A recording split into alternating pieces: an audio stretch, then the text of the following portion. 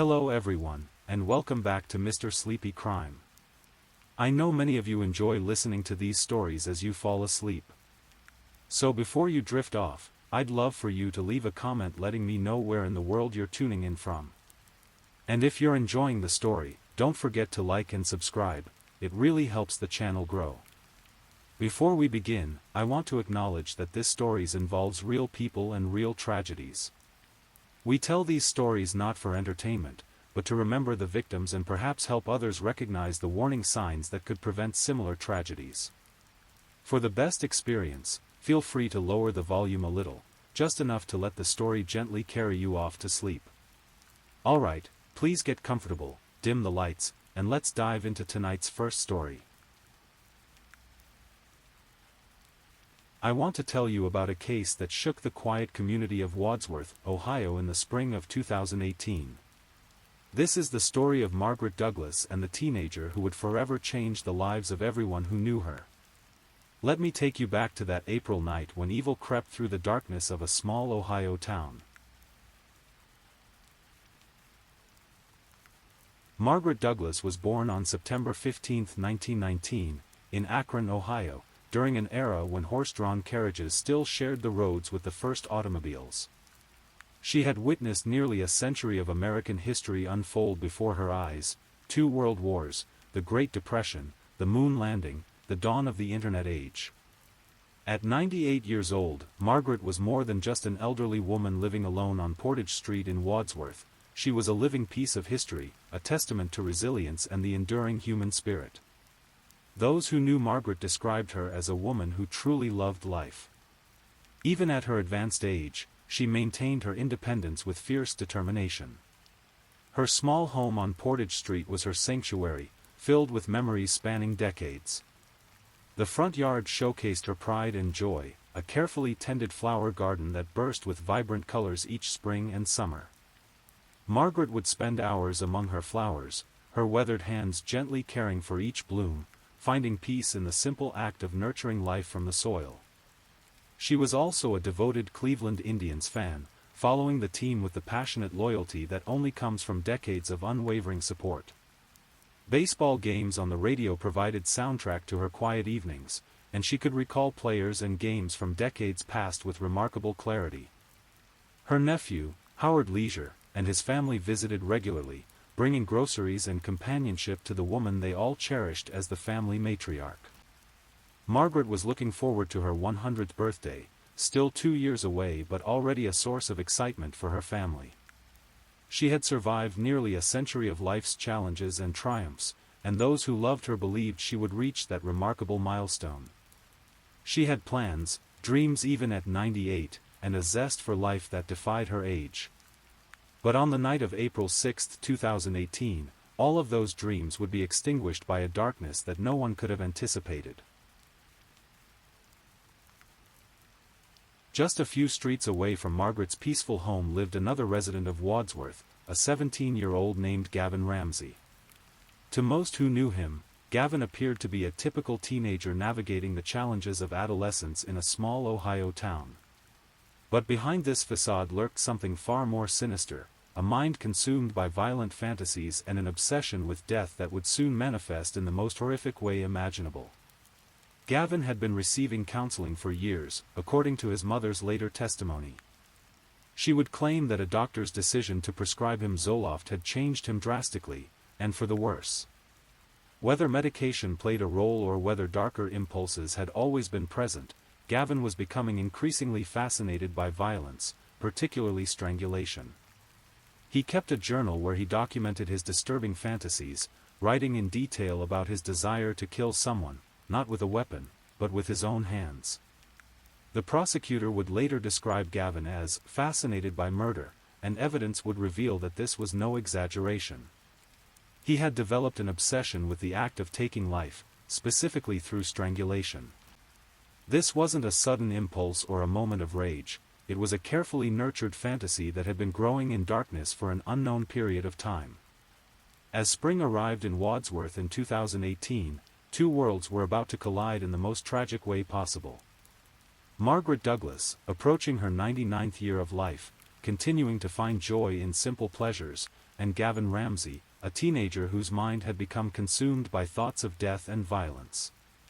The peaceful streets of their neighborhood, lined with modest homes and budding trees, would soon become the setting for a crime that would haunt the community for years to come.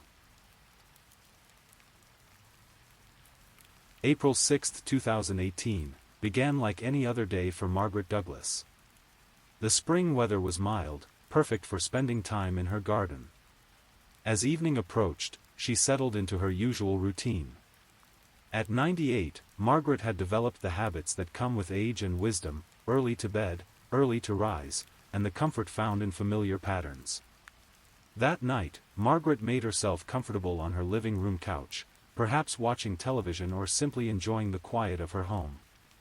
Age had made sleeping in her bed more difficult, so the couch had become her preferred resting place.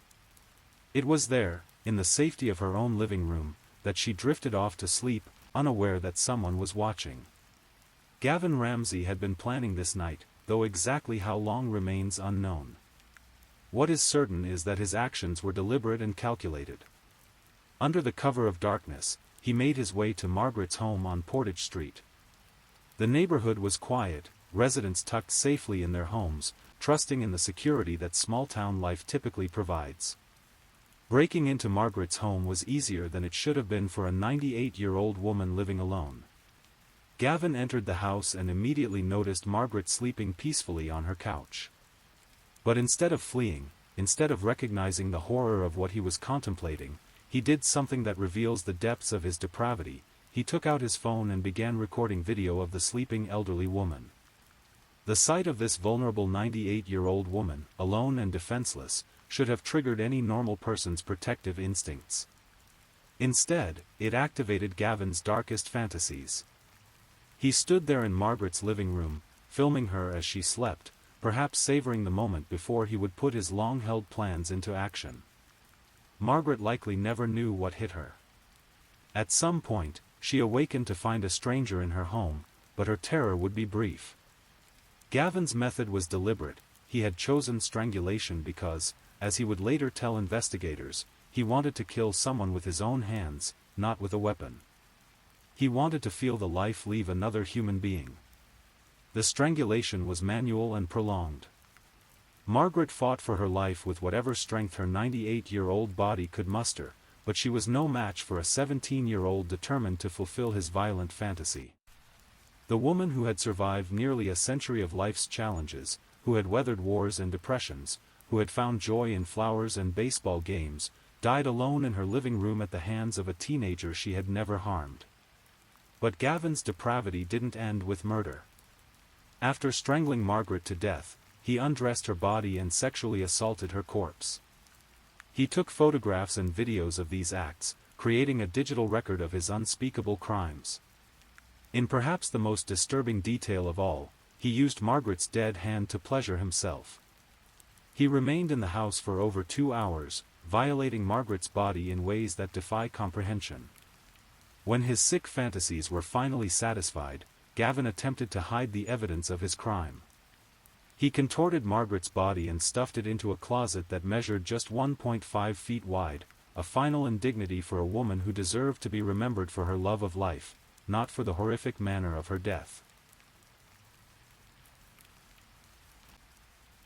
The next morning brought a silence that Margaret's family would later describe as unusual. Margaret was a creature of habit, and when she didn't answer her phone or respond to visitors, concern began to grow. Her nephew Howard Leisure and other family members knew something was wrong. Margaret might have been 98, but she was still mentally sharp and maintained her routines religiously. When family members arrived at Margaret's home on Portage Street, they found signs that something terrible had happened. The house, usually kept meticulously clean by its elderly occupant, showed signs of disturbance. But it was the discovery in the entryway closet that would traumatize the family forever. Margaret's body, contorted and hidden away like a shameful secret, was found in the small closet space. The woman who had lived independently and with dignity for nearly a century had been reduced to this, a victim of unspeakable violence, her body violated and discarded. The family's grief was immediate and overwhelming, but they had no idea yet of the full scope of the horrors that had been inflicted upon their beloved matriarch. The Wadsworth Police Department responded to the scene, and immediately it was clear this was no natural death or accident. The position of the body, the signs of violence, and the obvious attempt to conceal the crime all pointed to murder. What investigators would uncover over the following hours and days would shock even experienced law enforcement officers who thought they had seen everything. The crime scene told a story of prolonged violence and depravity. Evidence suggested the perpetrator had spent considerable time in the house, and the sexual nature of some of the violence was immediately apparent. This wasn't a burglary gone wrong or a crime of passion, this was something far more sinister and disturbing. The Wadsworth Police Department, assisted by the Medina County Sheriff's Office and other agencies, began what would become one of the most disturbing investigations in the area's history. The crime scene yielded crucial evidence, but it was the nature of that evidence that made seasoned investigators struggle to comprehend what they were seeing. The fact that Margaret had been strangled was immediately apparent, but the extent of the sexual violence became clear as the investigation progressed. The perpetrator had not only murdered an elderly woman but had spent hours violating her body in ways that suggested a deeply disturbed individual with specific violent fantasies. Investigators began canvassing the neighborhood, looking for witnesses, checking security cameras, and following up on any leads. In a small community like Wadsworth, violent crime was rare, and the murder of a 98-year-old woman was particularly shocking. Neighbors were terrified, wondering if a random killer was loose in their quiet town. The breakthrough in the case came through digital evidence. In today's world, even the most carefully planned crimes often leave digital footprints, and Gavin Ramsey had made several critical mistakes. His cell phone contained evidence that would ultimately seal his fate, photographs and videos documenting his crimes in horrific detail. When investigators analyzed Gavin's phone, they found images of Margaret sleeping on her couch, taken just before her murder. They also found the videos and photographs he had taken during his extended assault on her body.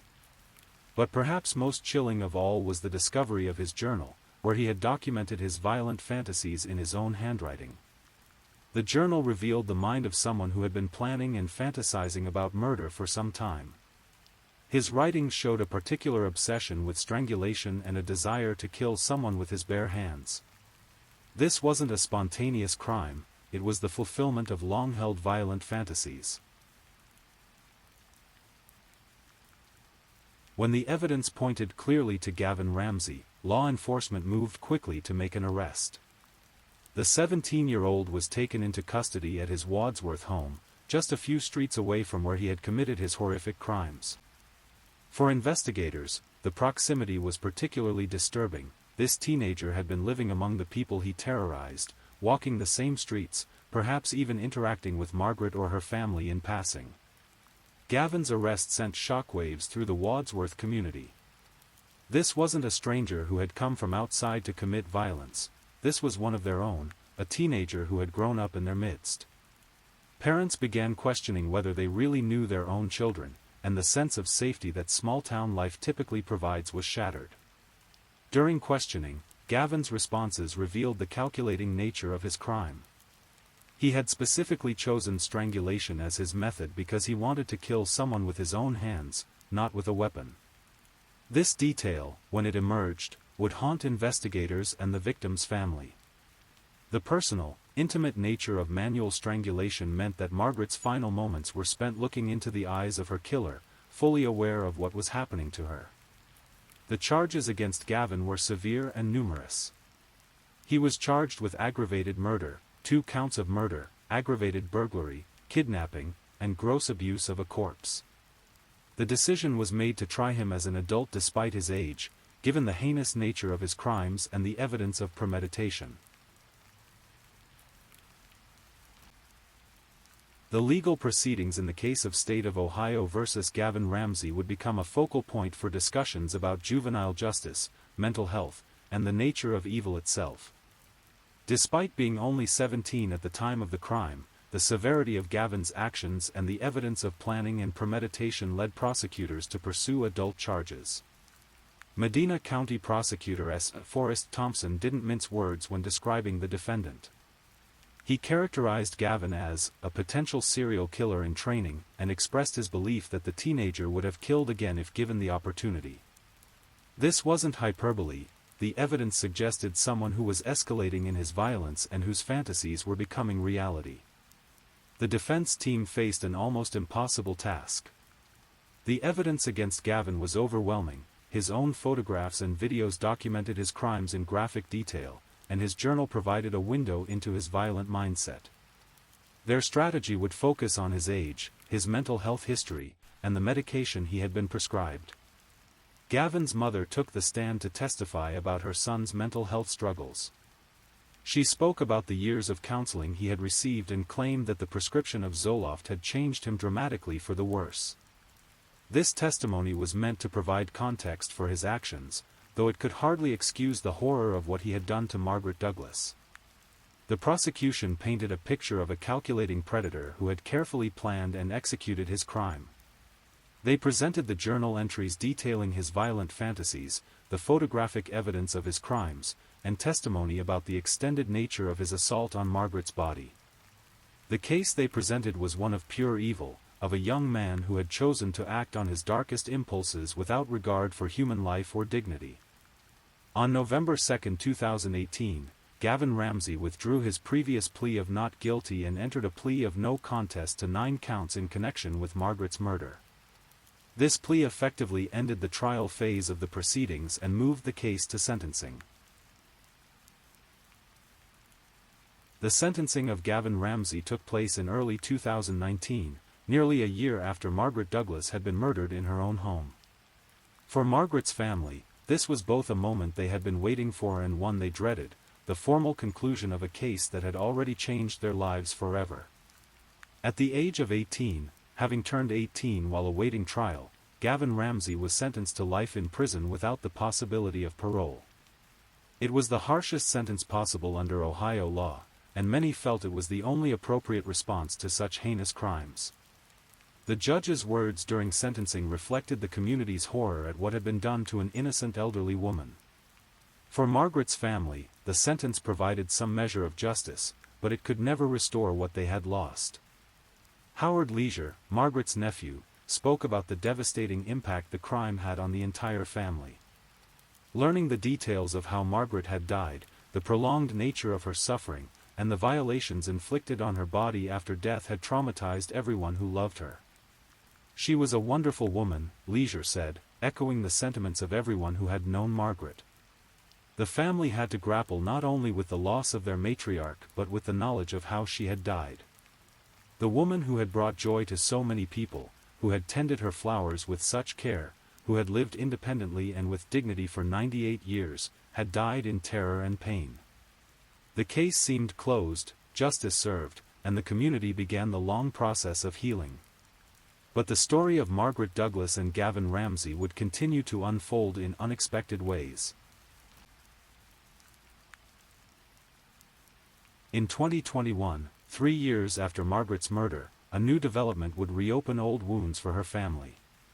Ohio had passed Senate Bill 256, a law that allows violent convicted felons to be eligible for parole 25 to 30 years into their life sentences if the crimes were committed when they were under the age of 18. Since Gavin had been 17 when he murdered Margaret, this new law could potentially apply to his case.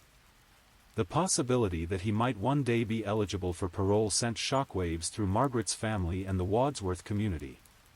They had believed that the life sentence without parole meant exactly that Gavin would never be free to harm anyone else. The fear wasn't just theoretical. Margaret's great-niece, who had become an advocate for victims' rights, pointed out the calculating nature of Gavin's crimes and her belief that he remained a danger to society. The evidence from his case suggested someone who had carefully planned and executed his violence, not someone who had acted impulsively in the heat of adolescent emotion. Gavin's appeals process also continued through the courts. In August 2021, an appeals court rejected his latest challenge, sending the case back to Medina County. For the family, each appeal and each legal development was a reminder of their loss and a fear that somehow, justice might not be permanent. The case had also attracted national attention. Oxygen TV's An Unexpected Killer featured Margaret's murder in an episode titled Closet Murderer, bringing the horrific details of her death to a national audience. For the family, this media attention was a double-edged sword. It kept Margaret's memory alive and raised awareness about the case, but it also meant reliving the trauma repeatedly. Margaret Douglas lived for 98 years and 7 months. She witnessed the transformation of America from a largely rural, agricultural society to a modern, technological one. She survived the Great Depression, World War II, and countless other challenges that would have broken lesser spirits. She found joy in simple pleasures, the colors of her flowers, the crack of a baseball bat, the company of family. Her legacy should be one of resilience, independence, and the capacity for joy even in advanced age. Instead, her name is forever linked with one of Ohio's most disturbing crimes, her final moments defined by terror and violence at the hands of a teenager who saw her not as a human being but as a victim for his fantasies. The case of Margaret Douglas raises uncomfortable questions about the nature of evil and the capacity for rehabilitation. Gavin Ramsey was young when he committed his crimes, but the evidence suggests a level of premeditation and depravity that challenges assumptions about juvenile justice. His journal entries and the calculated nature of his actions paint a picture of someone whose violent impulses were carefully nurtured and planned. For law enforcement, the case serves as a reminder that evil can emerge from the most unlikely places. Gavin wasn't a career criminal or someone from an obviously troubled background. He was a teenager from a small Ohio town who had been receiving counseling and was known to the mental health system. Yet somehow, his violent fantasies escaped detection until it was too late for Margaret Douglas. The case also highlights the vulnerability of elderly people living alone. Margaret's independence, which she valued so highly, ultimately made her a target for someone looking for a defenseless victim. It's a sobering reminder of the risks faced by aging populations and the need for communities to look out for their most vulnerable members. Today, Gavin Ramsey remains incarcerated in the Ohio prison system, serving his life sentence for the murder of Margaret Douglas. He is now in his early 20s, having spent his late teens and early adult years behind bars. The teenager who once fantasized about killing with his bare hands now faces the reality of a lifetime in prison. For Margaret's family, the pain continues. Her great-niece has become an advocate, working to ensure that the new Ohio law regarding juvenile offenders doesn't eventually lead to Gavin's release. She speaks publicly about Margaret's life and death, determined that her great-aunt's memory won't be forgotten and that justice will be permanent. The family has had to live with not just the loss of Margaret but with the knowledge of how she died. The details of her final hours, the prolonged nature of her suffering, and the violations inflicted on her body after death are burdens that her loved ones carry every day. They describe the grief as something that never fully heals, a wound that's reopened every time there's a legal development or media coverage.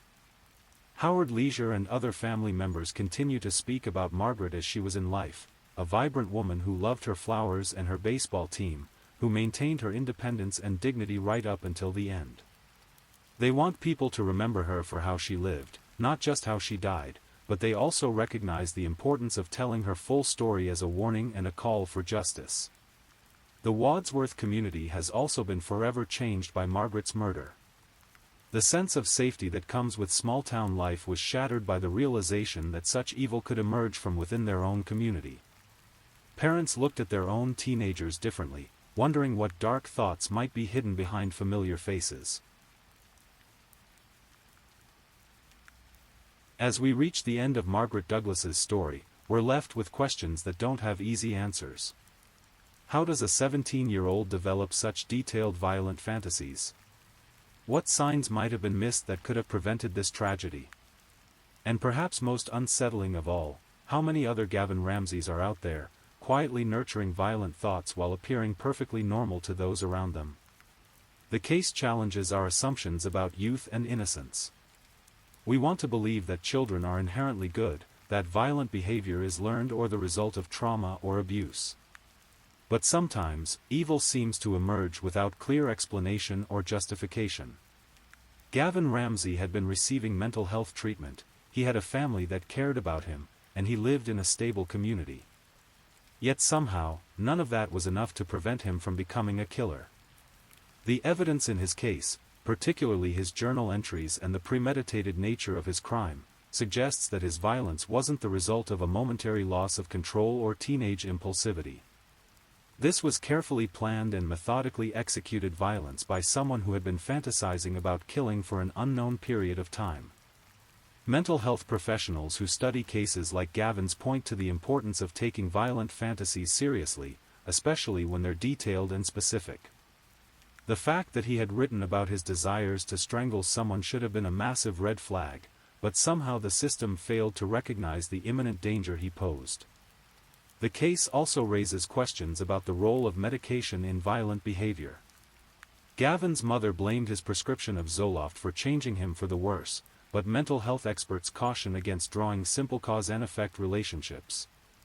Millions of people take antidepressants without becoming violent, and violent fantasies typically have much deeper roots than medication side effects. As we close this story, let's return to Margaret Douglas as she was in life, not as she died. Picture her on a spring morning in 2018, just days before her death, tending to her flower garden. Her weathered hands, which had lived through nearly a century of American history, gently caring for new blooms. The sun warm on her face as she worked among the colors she loved so much. Margaret Douglas was born when Woodrow Wilson was president, when women didn't yet have the right to vote, when most Americans had never seen an airplane. She lived through the Roaring Twenties, the Great Depression, World War II, the Cold War, the Civil Rights Movement, the Moon Landing, the dawn of the computer age, and the birth of the Internet. She had seen America transform itself multiple times over, and she had adapted to each change while maintaining her essential dignity and humanity. At 98, she was still independently living in her own home, still finding joy in simple pleasures, still looking forward to her 100th birthday. She represented the best of what we hope to become as we age, resilient, independent, and engaged with life right until the end. Her death was a tragedy not just because of how she died, but because of how much life and joy was stolen from the world. Margaret Douglas deserved to die peacefully in her own bed, surrounded by family, after reaching that 100th birthday she was looking forward to. Instead, she died in terror and pain, alone with her killer in the darkness of an April night.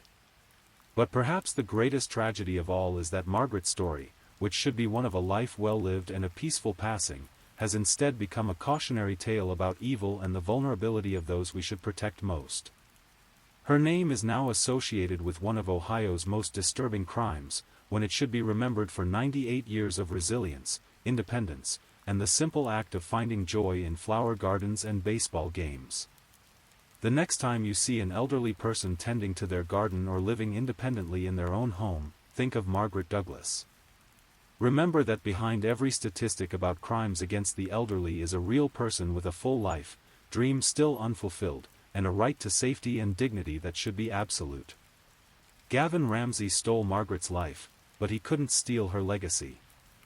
That belongs to those who loved her, and they're determined to make sure she's remembered not as a victim, but as a woman who lived fully and loved deeply for nearly a century. Margaret Douglas was born on September 15, 1919. She died on April 6, 2018. In between those dates was a life worth celebrating, worth protecting, and worth remembering. Rest in peace, Margaret. Your flowers bloom in the memories of those who loved you. Please, if you're new here, welcome to the channel, where we explore true crime stories in a calm and respectful way. I also want to take a moment to appreciate my amazing subscribers who've been rocking with me. Thank you so much for your continued support. If you're still awake and listening, drop a comment.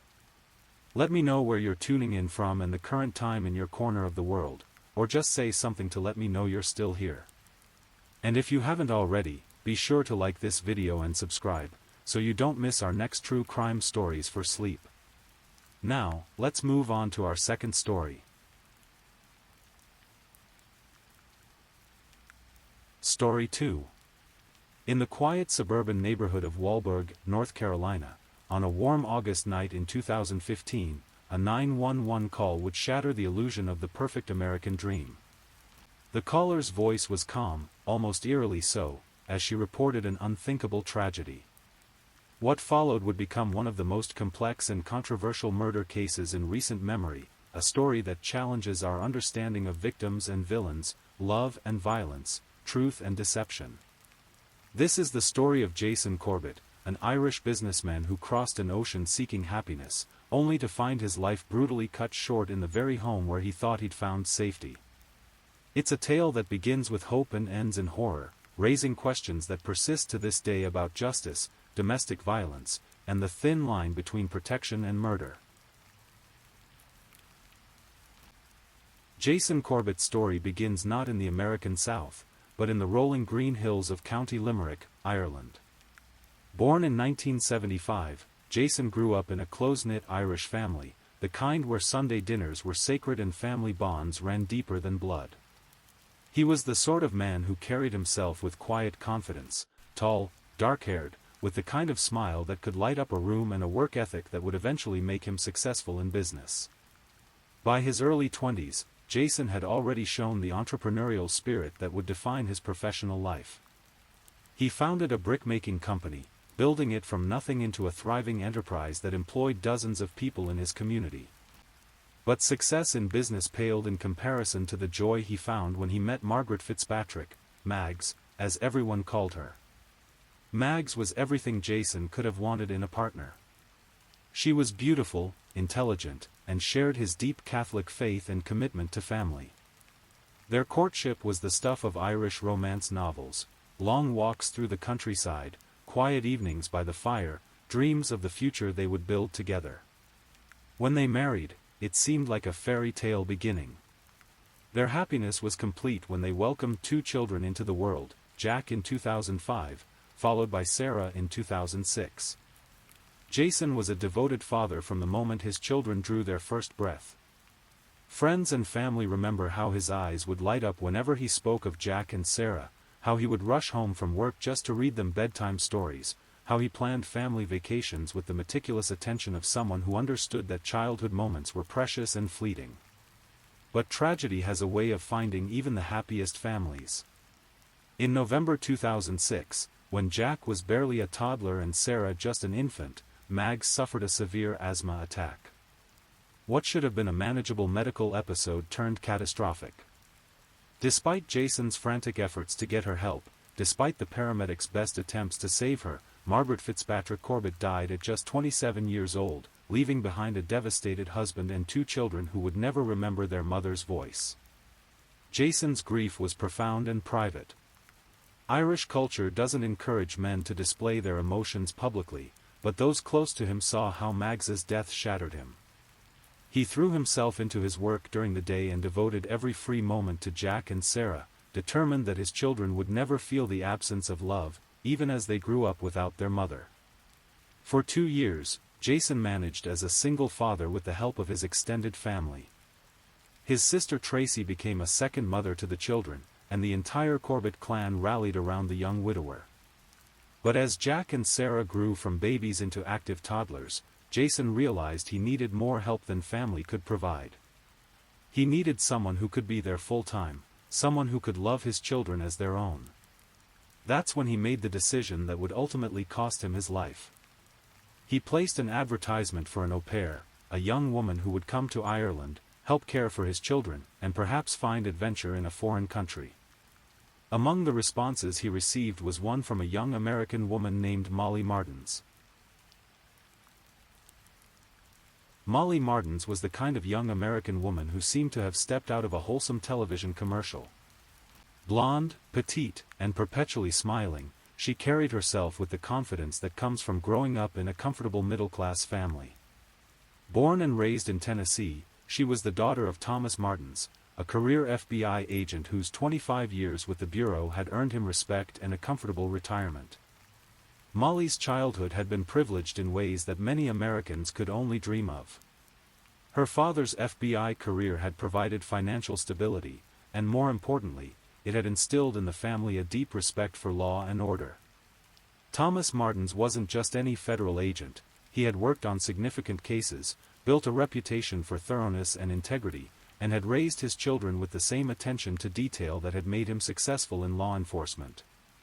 By 2008, Molly was in her early 20s and searching for direction in her life. She had completed her education but hadn't yet found her calling. The opportunity to work as an au pair in Ireland appealed to her sense of adventure and her natural affinity for children. When she saw Jason's advertisement, she was immediately drawn to the story of a widowed father trying to raise two small children on his own. Their correspondence began formally. Jason was, after all, conducting what was essentially a job interview, but there was something in Molly's letters that caught his attention. She wrote about her love for children, her desire to experience Irish culture, and her understanding of loss. Her own family had faced challenges, and she seemed to genuinely empathize with Jason's situation. When Molly arrived in Ireland in early 2008, she stepped into a household still marked by grief but also filled with love. Jack was 3 years old, a bright, energetic boy with his father's dark hair and his mother's quick smile. Sarah was 2, still a toddler but already showing signs of the strong-willed personality that would define her childhood. They were beautiful children, well-behaved despite the trauma of losing their mother so young, and they took to Molly immediately. For Jason, watching his children respond to Molly's care was both a relief and a revelation. Here was someone who didn't just watch his children, she genuinely cared for them. She played with them, read to them, helped them navigate the complicated emotions of growing up without a mother. More than that, she brought a lightness to the house that had been absent since Mags's death. It didn't take long for Jason and Molly's relationship to evolve beyond employer and employee. She was living in his home, caring for his most precious possessions, and slowly but surely, she was healing wounds in his heart that he thought would never close. Their romance unfolded quietly, carefully, with both of them aware that there were children's emotions to consider and boundaries that needed to be respected. Friends and family watched this development with mixed emotions. Some were thrilled to see Jason finding happiness again, he had been alone for too long, carrying the weight of single parenthood without complaint but clearly yearning for partnership. Others worried about the speed of the relationship and the complications of mixing romance with childcare. But Jason seemed transformed. The grief that had shadowed his features for 2 years began to lift. He laughed more, smiled more, and spoke with excitement about the future for the first time since Mags's death. Molly, meanwhile, seemed to have found her purpose. She wasn't just an au pair anymore, she was becoming a mother to Jack and Sarah, and potentially a wife to Jason. In 2009, after a courtship that had blossomed in the green fields of Ireland, Jason proposed to Molly. The proposal was romantic and heartfelt, conducted with the same thoughtfulness that characterized everything Jason did. He wanted to build a new life with this American woman who had brought joy back to his household, who had shown his children that it was possible to love again without forgetting their mother. Molly said yes, and the fairy tale seemed complete. An Irish widower and an American au pair, 2 children who had gained a new mother, and a future that stretched ahead filled with possibilities. But real life, as Jason and Molly would learn, is far more complicated than fairy tales. The decision to move to America wasn't made lightly. Jason's entire life was in Ireland, his business, his family, his roots that ran generations deep in Irish soil. But Molly's visa situation was complicated, and the bureaucratic maze of international immigration law made it clear that their easiest path to a shared future lay across the Atlantic. In 2010, Jason made one of the most difficult decisions of his life. He sold his successful brickmaking business, the company he had built from nothing, the enterprise that had supported not just his family but dozens of employees. The sale provided him with enough capital to start fresh in America, but it also meant leaving behind everything familiar. The move was particularly wrenching for Jack and Sarah, who were now old enough to understand that they were leaving their homeland. They were leaving their extended family, their grandparents, their aunts and uncles, their cousins, the entire support network that had helped raise them after their mother's death. They were leaving the graves where their mother lay buried, the places where their earliest memories had been formed. But children are remarkably adaptable, and Jack and Sarah threw themselves into their new American adventure with the resilience that would serve them well in the difficult years ahead. Jason enrolled them in good schools, found them activities that would help them make friends, and did everything he could to ensure that the transition was as smooth as possible. The family settled in Walburg, North Carolina, a small community in Davidson County that seemed to offer the perfect blend of suburban safety and rural charm. It was the kind of place where neighbors knew each other's names, where children could ride their bikes safely through quiet streets, where the American dream felt tangible and achievable. Jason and Molly were married in a beautiful ceremony that seemed to validate all the difficult decisions that had brought them to this point.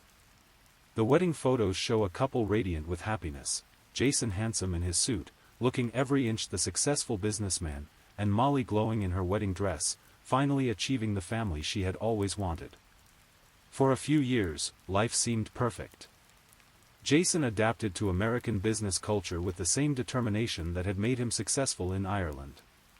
He found ways to apply his entrepreneurial skills in his new country, building connections and exploring opportunities. Molly embraced her role as stepmother with apparent enthusiasm, involving herself in Jack and Sarah's school activities, planning family vacations, creating the kind of warm, stable home environment that every child deserves. To their neighbors and friends, the Corbetts looked like the ideal American family. Jason was the devoted husband and father, working hard to provide for his family while never missing his children's important events. Molly was the dedicated mother, always volunteering for school functions, always ready with snacks and transportation for her stepchildren and their friends. But beneath the surface of this apparent perfection, cracks were beginning to form. The reality of blended families is that they require constant negotiation, endless patience, and a delicate balance of competing needs and loyalties. Jack and Sarah, despite their youth, carried the trauma of their mother's death and the confusion of being transplanted from their homeland. They were trying to adapt to a new country, new schools, new customs, all while navigating the complicated emotions of accepting a stepmother. Molly, meanwhile, was discovering that the fantasy of instant motherhood was far more challenging than she had anticipated. Raising someone else's children, especially children who had experienced profound loss, required skills and patience that no amount of good intentions could provide. She wanted to be loved and accepted by Jack and Sarah, but she also wanted to establish her authority as their mother figure. Jason found himself caught in the middle, trying to balance his wife's needs with his children's welfare, attempting to build a new family while honoring the memory of the old one. He was working hard to establish himself professionally in a new country while also managing the emotional complexities of his household. The stress began to show in small ways at first, arguments that lasted a little too long, silences that stretched a little too thin, moments of tension that seemed to surprise everyone involved. Friends and family members who visited noticed subtle changes in the family dynamic, but no one suspected that these normal growing pains of a blended family would eventually explode into violence. By 2013, the cracks in the Corbett family's perfect facade were becoming harder to ignore. What had begun as normal adjustment difficulties were escalating into more serious conflicts, particularly between Molly and the children she was trying to mother. The problem wasn't that Jack and Sarah were difficult children; by all accounts, they remained the well-behaved, intelligent kids they had always been. The problem was that they were growing up, developing their own opinions and personalities, and beginning to assert themselves in ways that challenged Molly's vision of harmonious family life. Jack, now 8 years old, was becoming increasingly aware of his Irish heritage and the life he had left behind. He spoke fondly of his extended family back in Ireland, of his memories of his birth mother, of the country he still considered home despite living in America. These natural expressions of a young boy's identity seemed to trigger something in Molly, a jealousy or insecurity that manifested as anger and frustration. According to later testimonies from family friends, Molly became visibly agitated whenever Jack referred to Ireland as home or spoke about missing his relatives. She wanted to be seen as the children's real mother, not just their stepmother, and any reminder of their life before her felt like a personal rejection. The situation was complicated by the fact that Jack, despite his youth, had a clear memory of his biological mother. He could remember Mags's voice, her laugh, her love, and no amount of care from Molly could replace those precious early memories. This wasn't a failure on Molly's part, it was simply the reality of blended families, the truth that loving stepparents must accept. But Molly seemed unable to make peace with this limitation. Sarah, 2 years younger than Jack, was perhaps even more challenging for Molly to handle. At 6 years old, she was developing her own strong personality, and like many children who have experienced loss, she could be both clingy and defiant, sweet and stubborn. She tested boundaries in the way that all children do, but Molly interpreted this normal childhood behavior as personal disrespect. Friends and neighbors began to notice Molly's increasing irritability when it came to the children. She complained frequently about their behavior, their attitudes, their lack of appreciation for everything she did for them. What should have been minor disciplinary issues became major sources of household tension. Jason found himself in an impossible position. He loved his wife and wanted his marriage to succeed, but his primary loyalty had to be to his children. They were his connection to Mags, his most precious responsibility, the reason he got up every morning and worked so hard to build a good life in America. When conflicts arose between Molly and the children, Jason increasingly found himself defending his kids, which only increased the tension in his marriage. The stress began to affect Jason's health and personality. Friends noticed that he seemed tired more often, that the easy smile that had always been his trademark appeared less frequently. He was working long hours, partly out of necessity as he established himself in American business, but partly, some suspected, to avoid the growing tension at home. Molly, meanwhile, began reaching out to her father more frequently. Thomas Martins had always been a strong presence in his daughter's life, and as her marriage difficulties mounted, she turned to him for support and advice. These conversations, conducted privately between father and daughter, would later become crucial to understanding the events of August 2, 2015. Thomas Martins wasn't just any concerned father, he was a former FBI agent with decades of experience in law enforcement.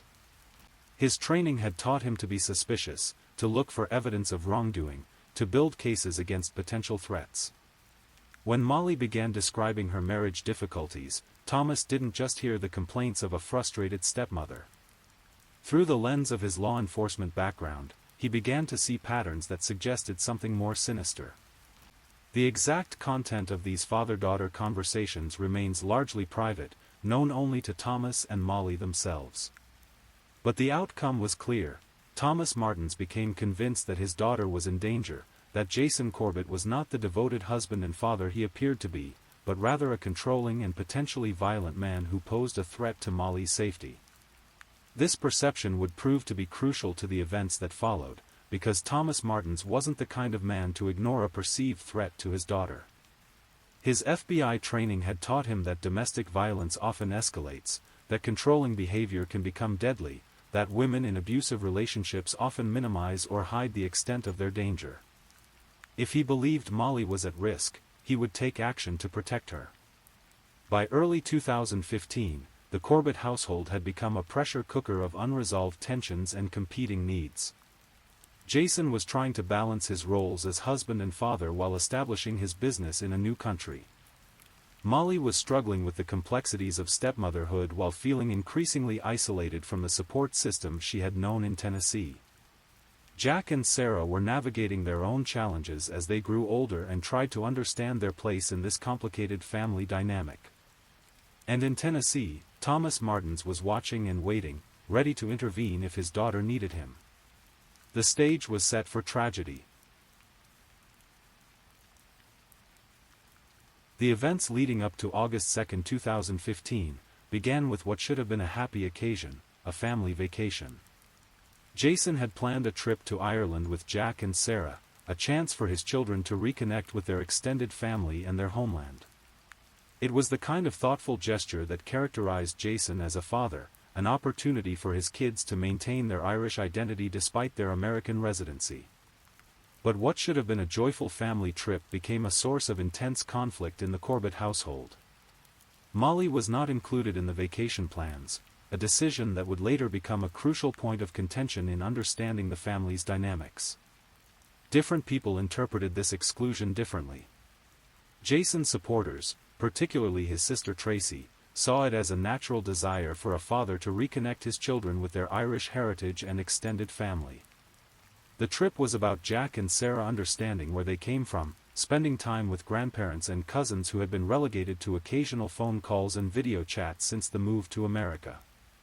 Molly, however, saw the exclusion as evidence of something more troubling. In her mind, Jason was deliberately separating her from the children she had been raising for years, denying her role as their mother, and treating her as an outsider in her own family. The fact that the trip was to Ireland, the place that represented everything in the children's lives that existed before her, made the slight feel even more personal. The vacation itself went well from Jack and Sarah's perspective.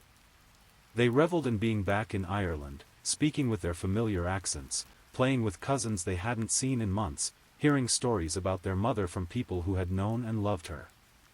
For them, it was a chance to remember that they belonged to something larger than their small American household, that they were part of an extended Irish family that would always love them.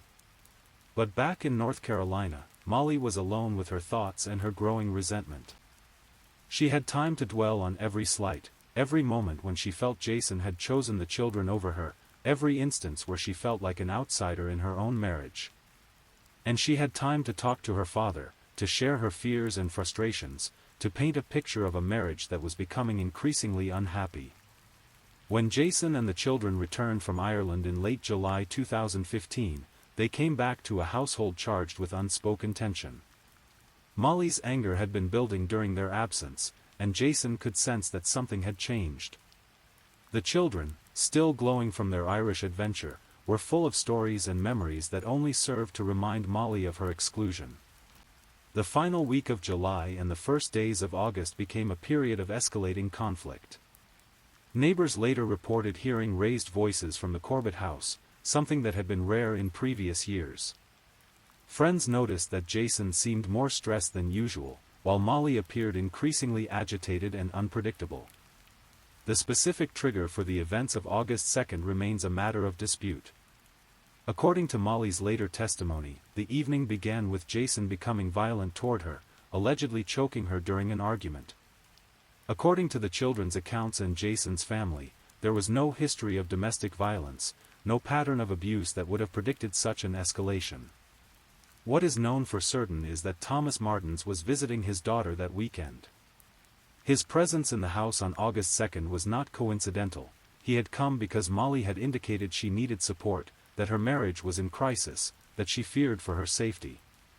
The stage was set for a confrontation that would end in tragedy.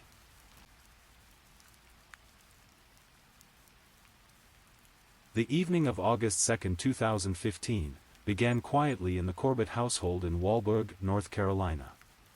Jack and Sarah, now 10 and 8 years old respectively, had been put to bed in their rooms upstairs. Thomas Martins was staying in the guest room, having arrived earlier that day to provide support for his daughter during what she had described as a marital crisis. According to the official timeline reconstructed by investigators, the fatal confrontation began sometime after 10 p.m.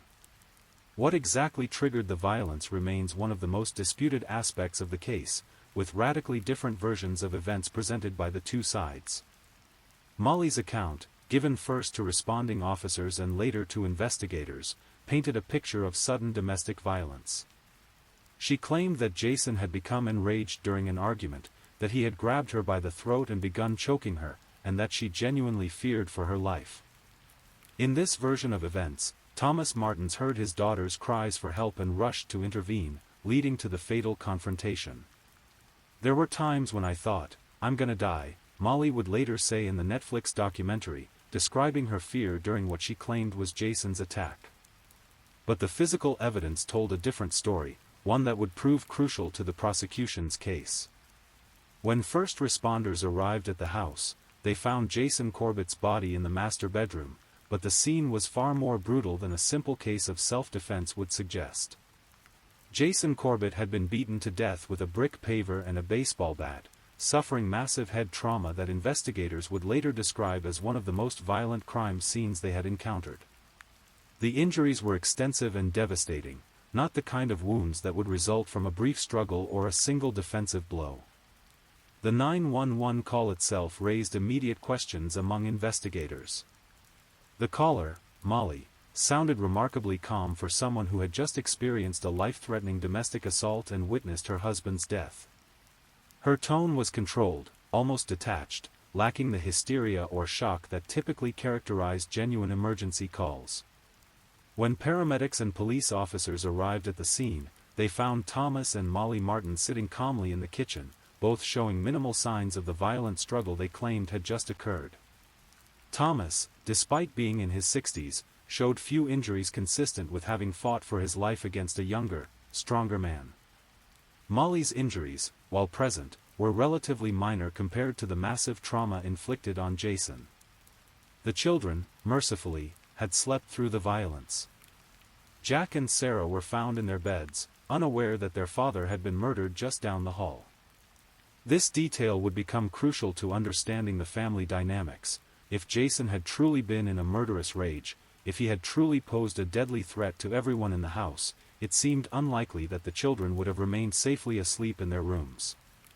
As investigators began processing the crime scene, more troubling details emerged.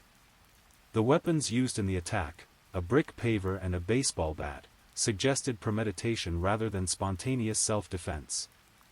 These weren't items that someone would grab in a moment of panic, they were tools that would require deliberate selection and use. The positioning of Jason's body and the pattern of blood spatter indicated that he had been struck multiple times, far more than would have been necessary to stop an alleged attack. The forensic evidence suggested a prolonged and brutal assault, not the quick defensive action that Thomas and Molly described. Perhaps most troublingly, investigators found evidence that suggested Jason had been in bed when the attack began. His position and the blood evidence indicated that he may have been asleep or at least lying down when the first blows were struck, contradicting the narrative of a violent man attacking his wife. The investigation quickly focused on inconsistencies in Thomas and Molly's statements. Their accounts of the evening's events changed in subtle but significant ways over multiple interviews. Details that should have been burned into their memories by trauma seemed fluid and uncertain. Thomas Martin's, despite his decades of experience in law enforcement, seemed surprisingly unprepared for the scrutiny of being on the other side of a criminal investigation. His FBI training should have taught him the importance of consistent, detailed statements, but his account of the evening contained gaps and contradictions that raised red flags for investigators. As dawn broke on August 3, Jason Corbett was dead, his children were orphaned, and Thomas and Molly Martins were facing the possibility that their claims of self-defense would not be believed by investigators who were seeing clear evidence of what looked like premeditated murder. The American dream that had brought Jason across an ocean in search of happiness had ended in the most brutal possible way, leaving behind two traumatized children and a community struggling to understand how such violence could have erupted in their quiet neighborhood. In the days following Jason's murder, Davidson County investigators began the painstaking process of reconstructing the events of August 2. What they discovered painted a picture far more complex than the initial claims of self-defense suggested. Detective Pam Murphy, one of the lead investigators on the case, would later testify that the crime scene was one of the bloodiest crime scenes she had seen in a long time. The level of violence was extraordinary, suggesting a prolonged and vicious attack rather than a brief struggle in self-defense. The forensic evidence began to tell its own story, one that contradicted the narrative provided by Thomas and Molly Martins. Blood spatter analysis indicated that Jason had received multiple blows while lying down, most likely in bed. The pattern and location of blood throughout the bedroom suggested that the attack had continued even after Jason was likely unconscious or already dead. The weapons themselves provided crucial evidence. The brick paver had been brought from outside the house. It wasn't something that would have been readily available during a spontaneous altercation. The baseball bat belonged to the family, but its use suggested deliberate selection rather than desperate improvisation. Together, these weapons had inflicted devastating injuries that went far beyond what would have been necessary to stop an alleged attack. Investigators also discovered that Thomas Martins had extensive experience with violence through his FBI career, including training in defensive tactics and the use of force. His decades in law enforcement had given him knowledge about how to disable threats efficiently and proportionately. The excessive nature of Jason's injuries raised questions about why an experienced law enforcement officer would have continued attacking long after any reasonable threat had been neutralized. The medical examiner's report provided even more troubling details. Jason had suffered massive head trauma from multiple impacts, with injuries consistent with being struck repeatedly while unable to defend himself. There were no defensive wounds on his hands or arms, suggesting that he had been caught by surprise and was unable to protect himself during the attack. Perhaps most significantly, the autopsy revealed no evidence that Jason had been engaged in a violent struggle before his death. There were no injuries to his hands or knuckles that would have indicated he had been hitting or choking someone. His fingernails contained no DNA evidence from scratching or fighting with an attacker. The physical evidence suggested that Jason had been the victim of a surprise attack, not the perpetrator of domestic violence.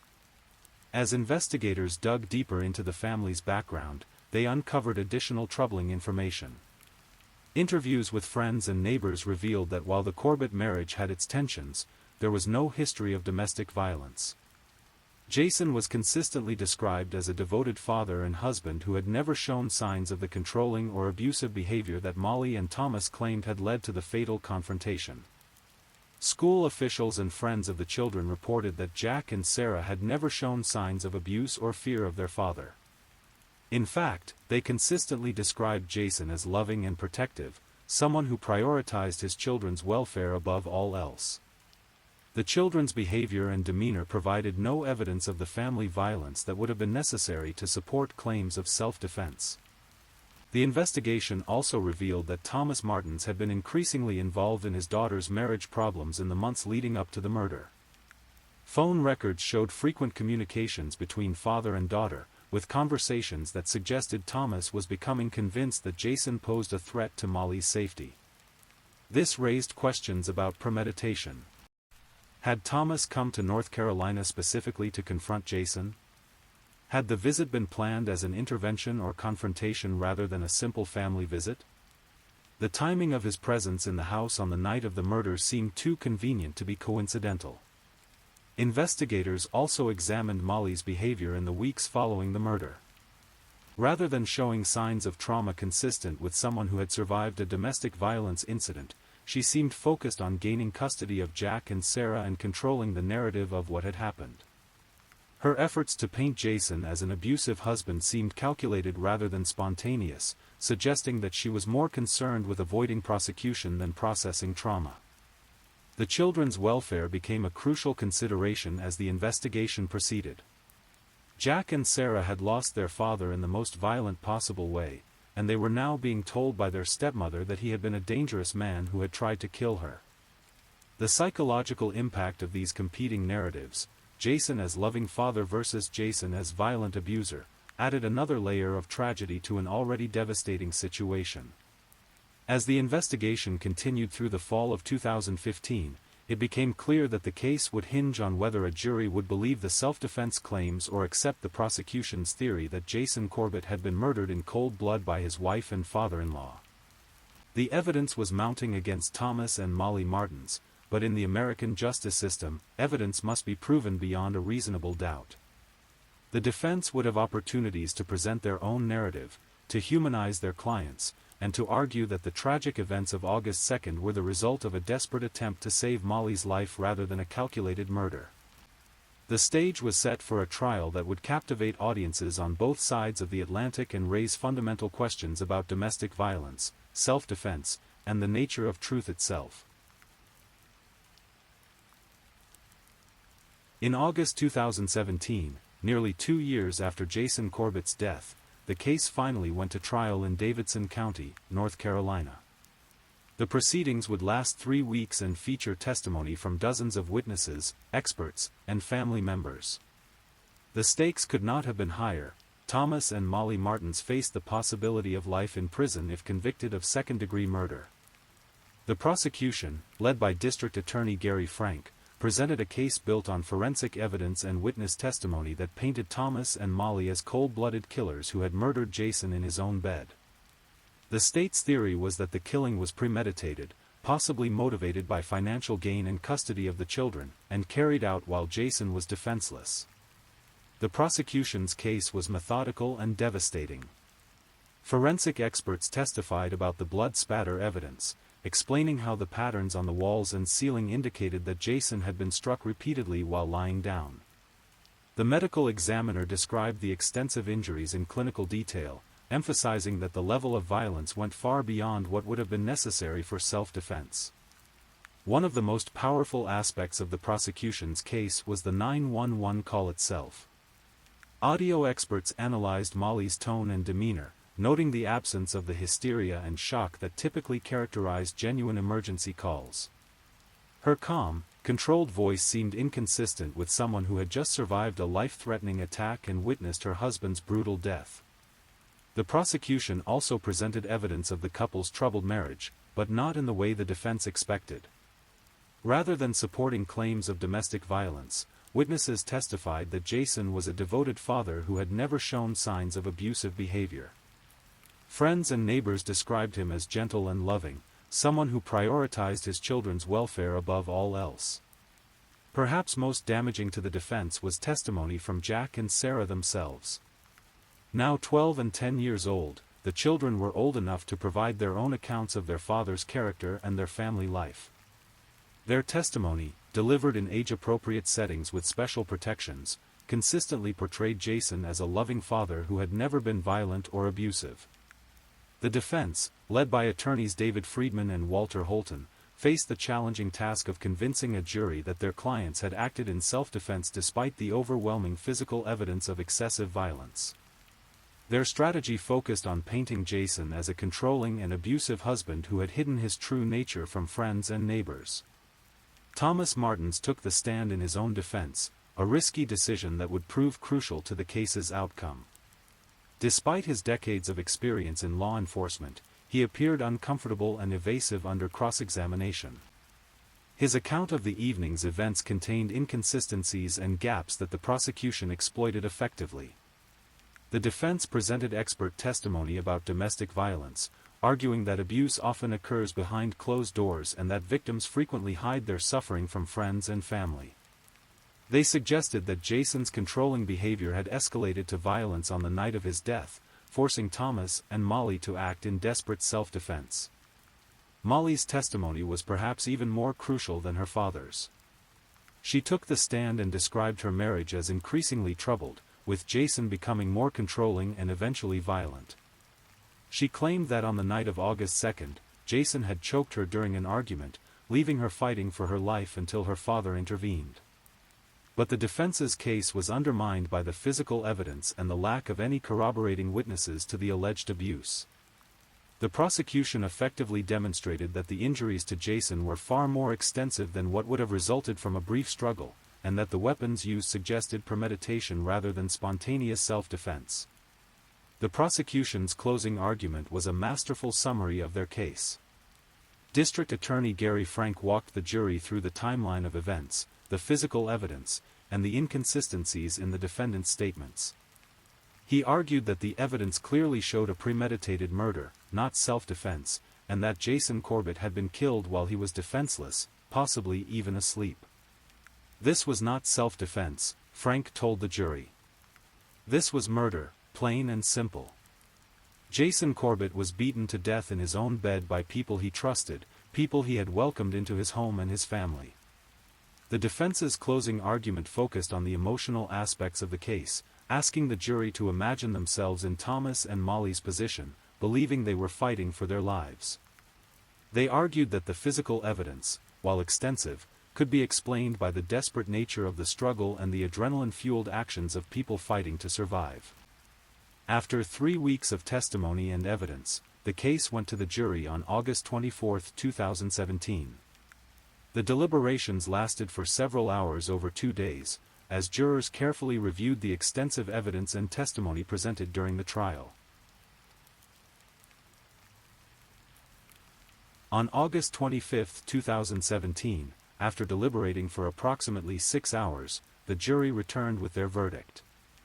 In a packed courtroom filled with members of both families, the foreman announced that Thomas and Molly Martins had been found guilty of second-degree murder in the death of Jason Corbett.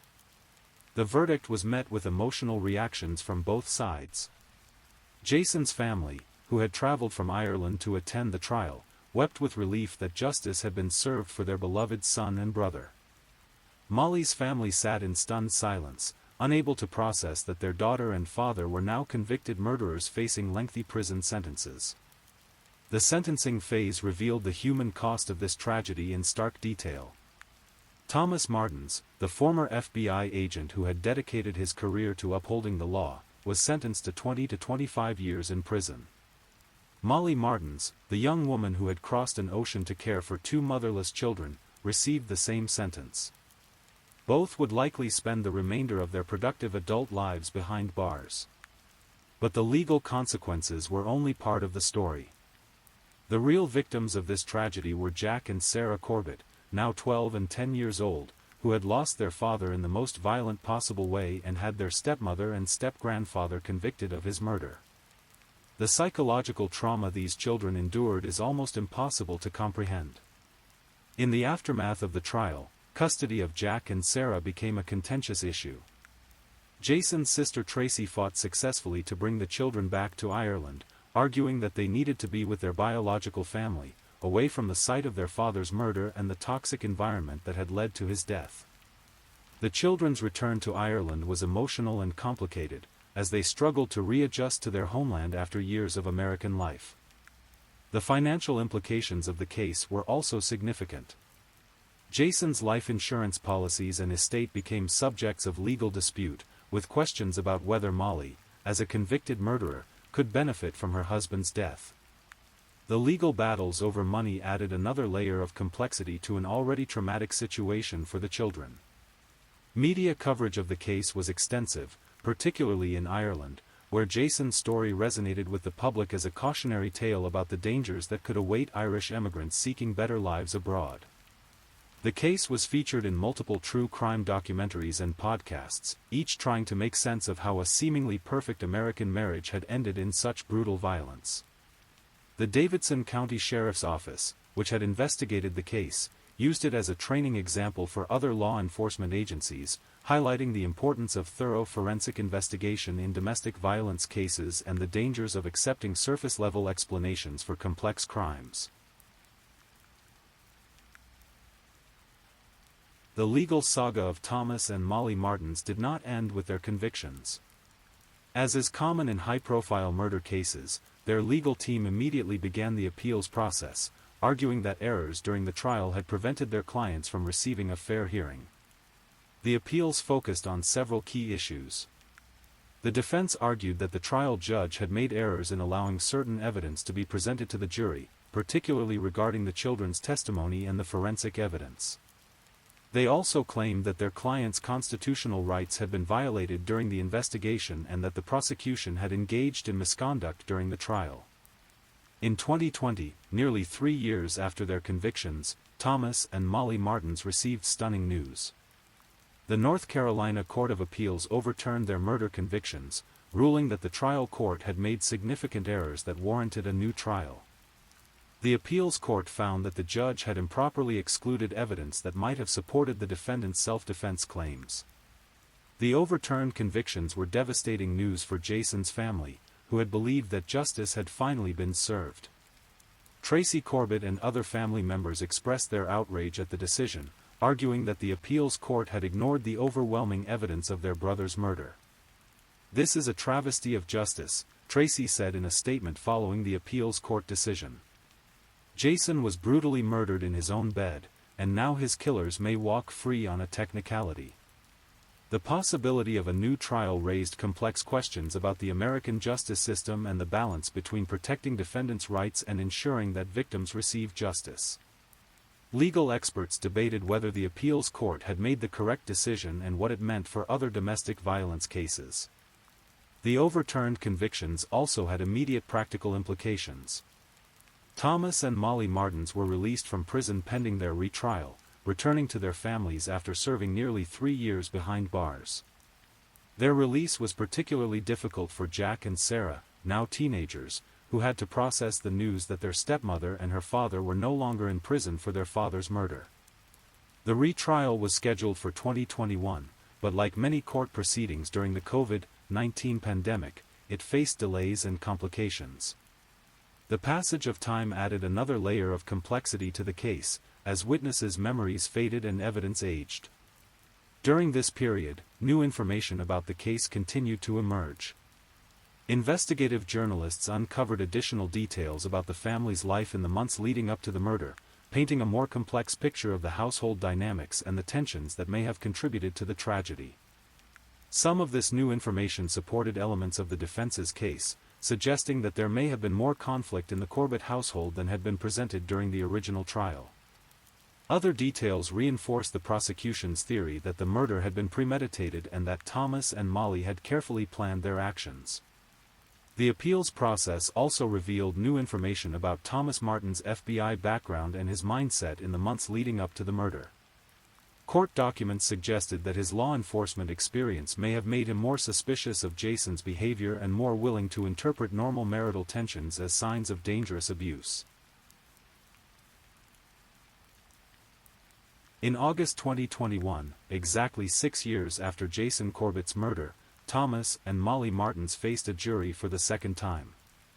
The retrial, held in Davidson County Superior Court, featured many of the same witnesses and evidence as the original trial, but with important differences that would prove crucial to the outcome. The prosecution, still led by District Attorney Gary Frank, presented essentially the same case they had made in 2017, focusing on the forensic evidence and the brutal nature of Jason's injuries. However, they faced new challenges in the retrial, as the appeals court ruling had limited some of the evidence they could present to the jury. The defense, meanwhile, had learned from their previous experience and adjusted their strategy accordingly.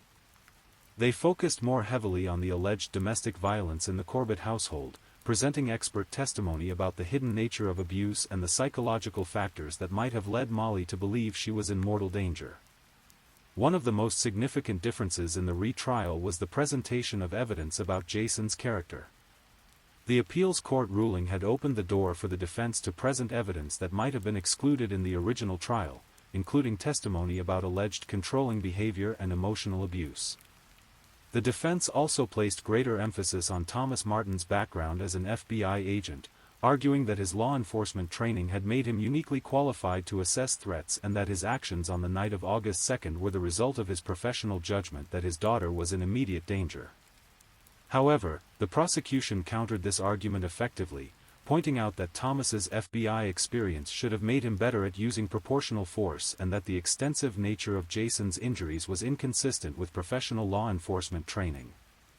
The children, Jack and Sarah, were now teenagers living in Ireland with their extended family. Their testimony was again crucial to the case, as they provided insights into their father's character and their family life. Now older and more mature, they were able to articulate more clearly their memories of their father and their experiences in the household. The forensic evidence remained as damaging as ever to the defense case. The blood spatter patterns, the nature of Jason's injuries, and the positioning of his body all continued to support the prosecution's theory that he had been murdered while defenseless, possibly even asleep. After 2 weeks of testimony and evidence, the retrial went to the jury in early September 2021. The deliberations were longer this time, lasting nearly 2 days as jurors carefully considered the evidence and the competing narratives presented by both sides. On September 3, 2021, the jury returned with their verdict. In a decision that shocked many observers, they found Thomas and Molly Martins guilty of voluntary manslaughter rather than murder. The jury had accepted that the defendants genuinely believed they were acting in self-defense, even if their belief was unreasonable given the circumstances. The manslaughter convictions carried significantly lighter sentences than the original murder convictions. Thomas Martins was sentenced to 7 to 9 years in prison, while Molly received a sentence of 7 to 10 years. Given the time they had already served, both defendants would be eligible for parole much sooner than under their original sentences. The verdict was met with mixed reactions. Jason's family expressed disappointment that the defendants had not been convicted of murder again, arguing that the evidence clearly showed premeditation and excessive violence. However, they acknowledged that some form of justice had been served and that Thomas and Molly would still face significant prison time. The defendants' families expressed relief at the reduced charges, arguing that the manslaughter verdicts better reflected the true nature of the events on August 2, 2015. They maintained that Thomas and Molly had acted in good faith, even if their actions had tragic consequences. The case of Jason Corbett's murder has left a lasting impact on multiple families, communities, and legal systems on both sides of the Atlantic. The ripple effects of that violent night in August 2015 continue to be felt years later, shaping lives and raising questions about justice, truth, and the nature of domestic violence. For Jack and Sarah Corbett, now young adults, the journey toward healing has been long and complicated. They returned to Ireland to live with their extended family, but the psychological scars of losing their father so violently and having their stepmother convicted of his killing will likely never fully heal. They have had to navigate not only their grief but also the complex emotions of having loved someone who was ultimately convicted of killing their father. The children have largely stayed out of the public eye, protected by their families' efforts to give them as normal a life as possible given the extraordinary circumstances of their childhood. They have received counseling and support, but the full impact of their trauma may not be understood for years to come. Tracy Corbett, Jason's sister, has become a fierce advocate for her brother's memory and his children's welfare. She has spoken publicly about the case, always emphasizing Jason's character as a loving father and devoted family man. Her efforts to maintain custody of Jack and Sarah and to keep Jason's memory alive have been crucial to the children's healing process. The case has also had a significant impact on how domestic violence cases are investigated and prosecuted. Legal experts have used the Corbett case as an example of the complexities involved in cases where self-defense is claimed in domestic situations. The extensive forensic evidence and the contradictions between physical evidence and witness testimony have become teaching tools for law enforcement agencies. In Ireland, the case has become a cautionary tale about the risks faced by Irish immigrants seeking better lives abroad. Jason's story resonates with many Irish families who have loved ones living overseas, highlighting the vulnerability that can come with being separated from extended family and support systems. The media coverage of the case has been extensive and ongoing. Multiple true crime documentaries, podcasts, and news specials have examined the case from various angles. The Netflix documentary, The Staircase, featured the case as an example of how domestic violence claims can complicate murder investigations.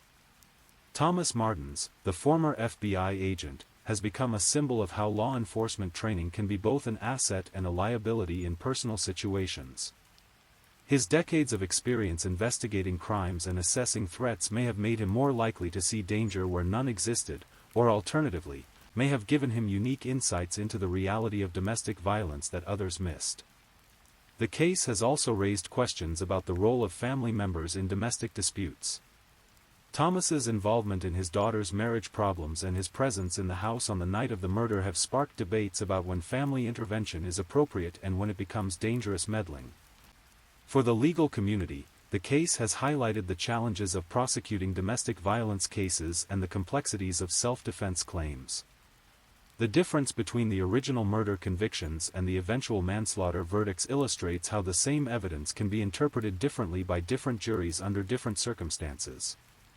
The financial aspects of the case have also had lasting implications.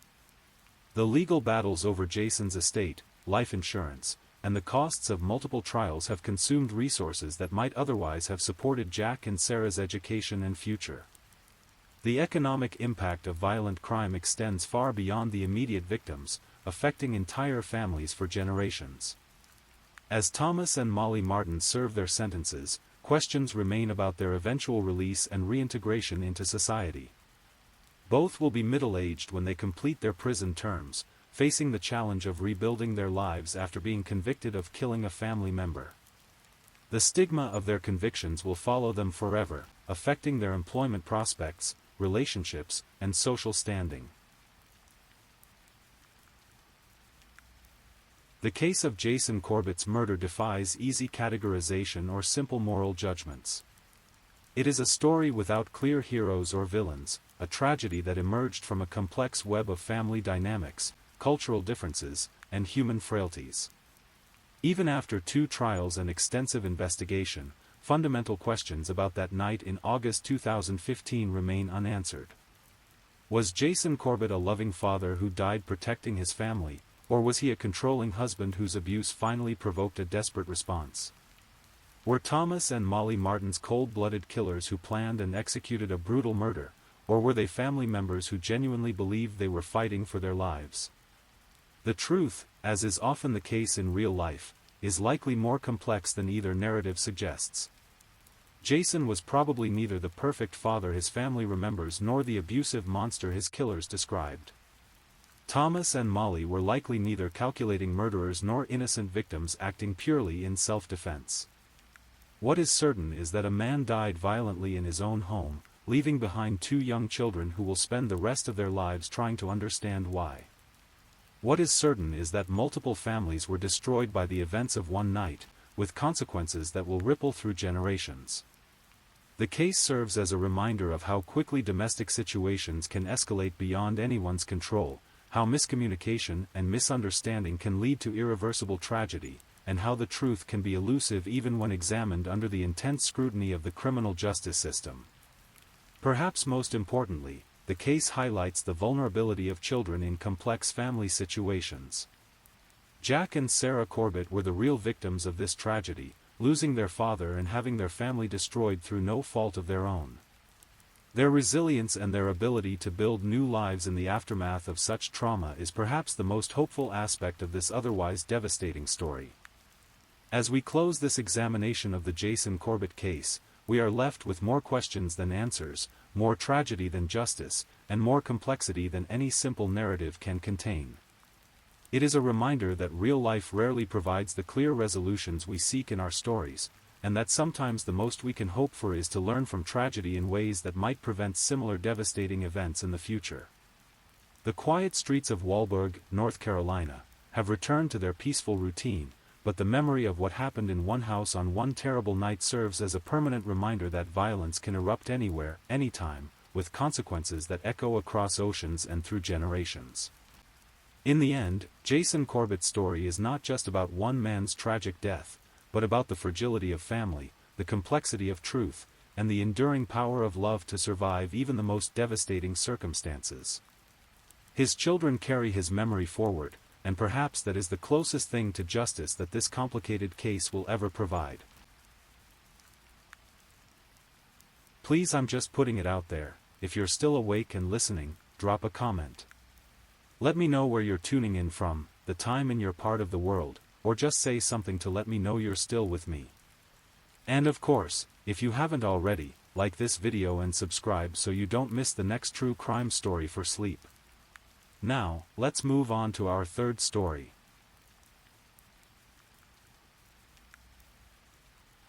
Story 3. Tonight, we'll explore one of Providence, Rhode Island's most devastating criminal cases, a story of young lives cut short, justice delayed, and the complex web of circumstances that led to an unthinkable tragedy on a summer evening in 2012. The summer of 2012 was drawing to a close in Providence, Rhode Island. The city's neighborhoods were alive with the sounds of late July, children playing in yards, families gathering on porches, and the familiar rhythms of urban life.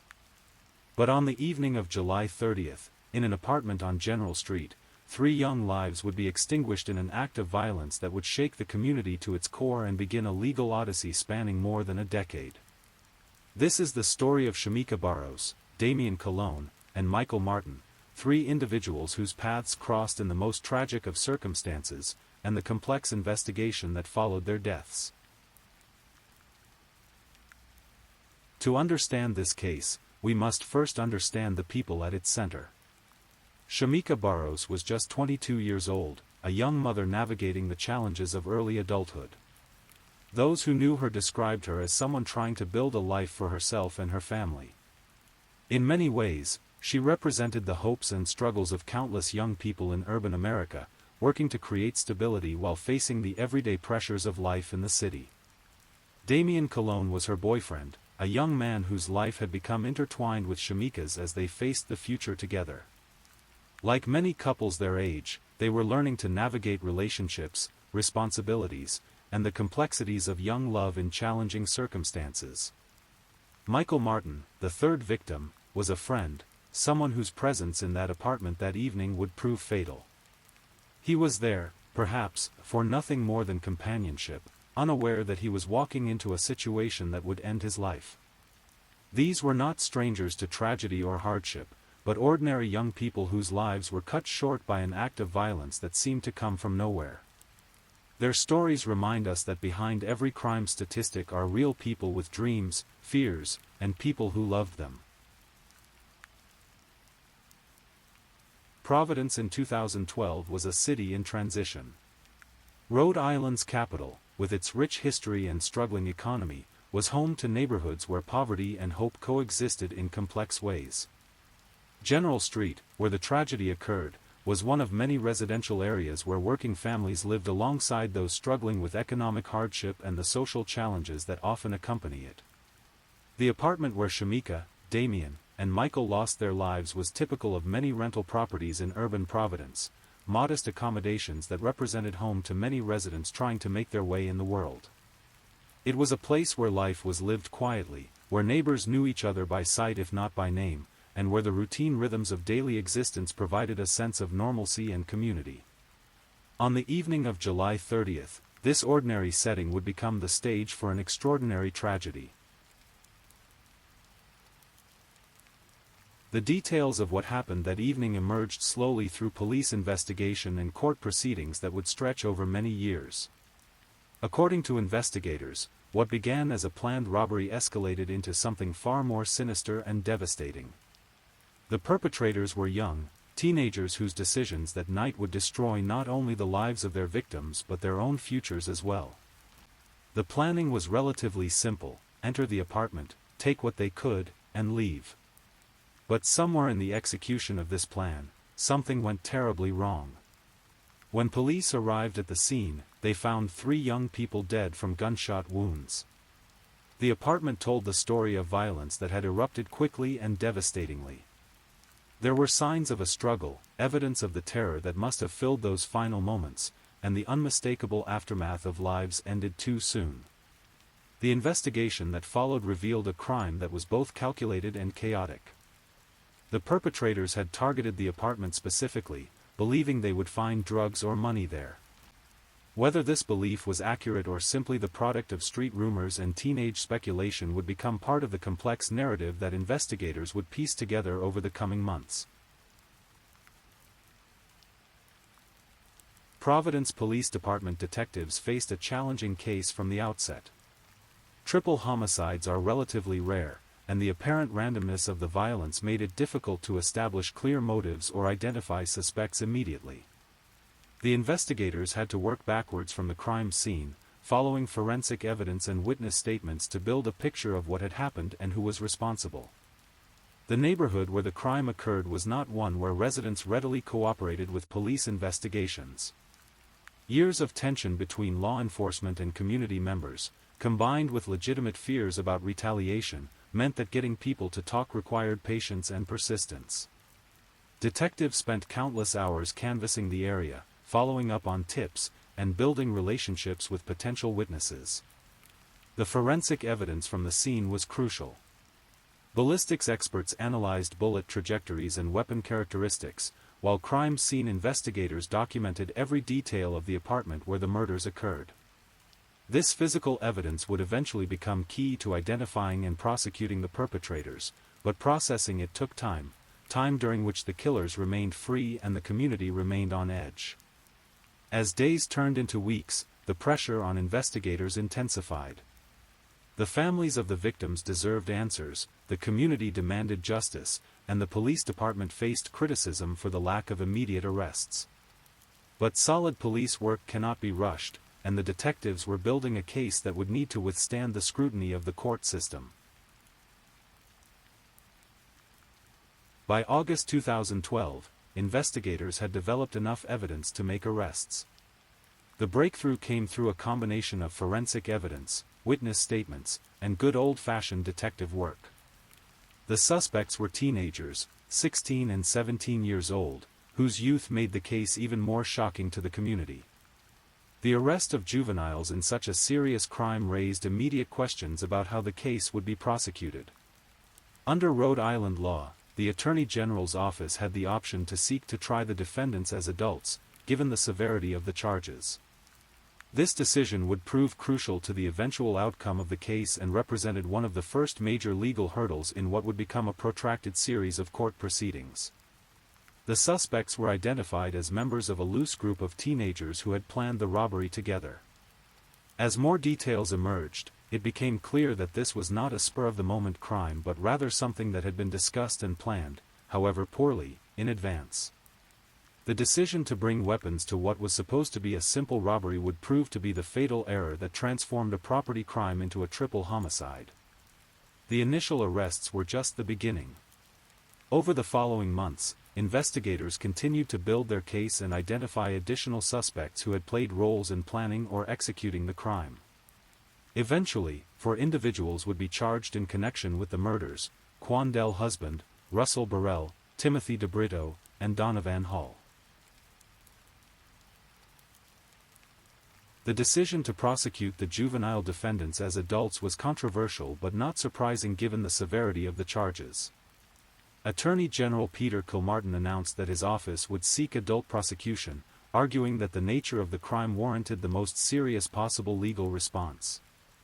The legal proceedings that followed would be complex and lengthy, involving multiple defendants, numerous pre-trial motions, and the challenging task of sorting out individual responsibility in a group crime. Each defendant faced multiple charges, including first-degree murder, discharge of a firearm during the commission of a crime of violence, and conspiracy to commit robbery. As the cases moved through the court system, families on both sides of the tragedy struggled with the long wait for resolution. The victims' families wanted justice and closure, while the defendants' families grappled with the reality that their children, however misguided their actions, faced the possibility of life in prison. The prosecution faced the challenging task of proving not just that the defendants were present during the crime, but that each had played a role significant enough to warrant the serious charges they faced. In group crimes like this one, establishing individual culpability can be complex, requiring careful analysis of who did what and when. The first major breakthrough in the legal proceedings came when Russell Burrell decided to plead guilty to his role in the murders in November 2013. At just 18 years old, Burrell faced the possibility of 6 consecutive life sentences, effectively ensuring he would never be released from prison.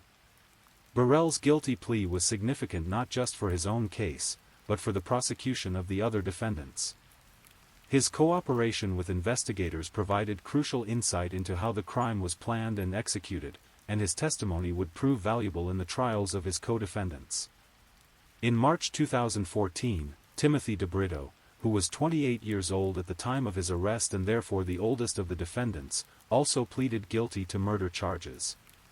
DeBrito's decision to plead guilty rather than face trial likely reflected his attorney's assessment that the evidence against him was strong and that a plea agreement might result in a more favorable sentence than a conviction at trial.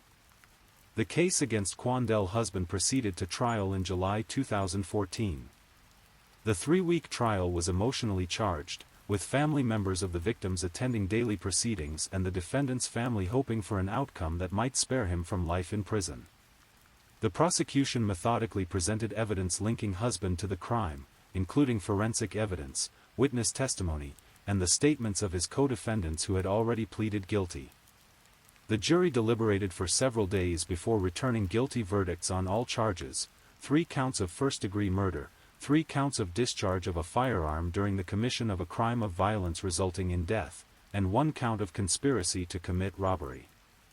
The verdict came almost exactly 2 years after the murders, providing some sense of closure to the victims' families but also confirming that husband would likely spend the rest of his life in prison.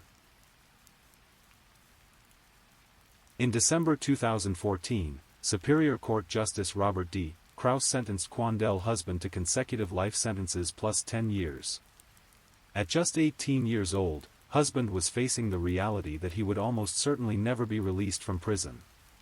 The sentence reflected both the severity of his crimes and the court's determination to send a clear message about the consequences of such violence. However, the legal proceedings were far from over. In 2017, Rhode Island Supreme Court overturned husband's conviction, finding issues with how his trial had been conducted. This development was devastating to the victims' families, who had waited years for justice only to see the conviction reversed on appeal. The court's decision meant that the case would need to be retried, extending the legal proceedings indefinitely and reopening wounds that many had hoped were beginning to heal. The appellate decision highlighted the complex nature of the American justice system, where even cases that seem straightforward can become bogged down in legal technicalities and procedural issues.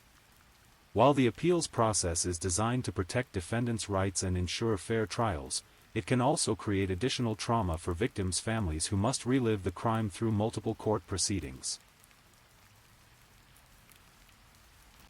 The case of the final defendant, Donovan Hall, took even longer to resolve. Hall's case worked its way through the court system for more than a decade, with various delays, motions, and legal challenges extending the proceedings far beyond what anyone had anticipated when the arrests were first made in 2012. Finally, in June 2024, nearly 12 years after the murders, Hall appeared in court to change his plea from not guilty to guilty. The courtroom was packed with family members and community members who had waited more than a decade to see this final chapter of the case resolved. When Hall apologized for his role in the robbery that had turned into a triple homicide, the room fell silent as people processed the long-awaited acknowledgement of responsibility. Hall's guilty plea marked the end of the formal legal proceedings in the case, but for the families involved, it represented something more complex than simple closure. After 12 years of court dates, appeals, delays, and emotional upheaval, there was finally a definitive legal resolution to the case. All 4 defendants had either pleaded guilty or been convicted of their roles in the deaths of Shamika Barros, Damian Colon, and Michael Martin. The Providence triple homicide had effects that extended far beyond the immediate families involved. The crime occurred in a neighborhood already struggling with issues of poverty, violence, and community-police relations, and the brutal nature of the murders added to residents' sense of vulnerability and fear. The long legal proceedings also highlighted broader issues within the criminal justice system. The delays, appeals, and complex legal maneuvering that characterized the case demonstrated how difficult it can be to achieve timely justice, particularly in cases involving juvenile defendants and multiple co-conspirators. For law enforcement, the case represented both a success and a frustration. Police were ultimately able to identify and arrest all the perpetrators, and prosecutors were able to secure convictions or guilty pleas from all 4 defendants. However, the length of time required to fully resolve the case was a reminder of the challenges inherent in prosecuting complex criminal cases within an overburdened court system. The case also raised questions about juvenile crime and the factors that lead young people to commit such serious offenses. The defendants were teenagers at the time of the murders, and their actions destroyed not only their victims' lives but their own futures as well. Understanding how to prevent such tragedies requires grappling with difficult questions about poverty, education, family structure, and the social conditions that can lead young people to make devastating choices. Looking back at the Providence triple homicide more than a decade after it occurred, several themes emerge that extend beyond the specific details of this case. First, the tragedy illustrates how quickly situations can escalate beyond anyone's control. What began as a planned robbery, itself a serious crime but not one typically involving loss of life, spiraled into something far more devastating when weapons were introduced and panic set in. The case also demonstrates the long-lasting impact of violent crime on communities. While the legal system eventually provided some measure of justice, the process took more than 12 years to fully complete. During that time, families grieved, neighborhoods struggled with fear and trauma, and the broader community grappled with questions about safety and justice that had no easy answers. Perhaps most importantly, the case serves as a reminder that behind every crime statistic are real people whose lives are forever changed by acts of violence. Shamika Barros, Damian Colon, and Michael Martin were young people with their whole lives ahead of them when they were killed. Their deaths rippled through families, friendships, and communities in ways that continue to be felt today.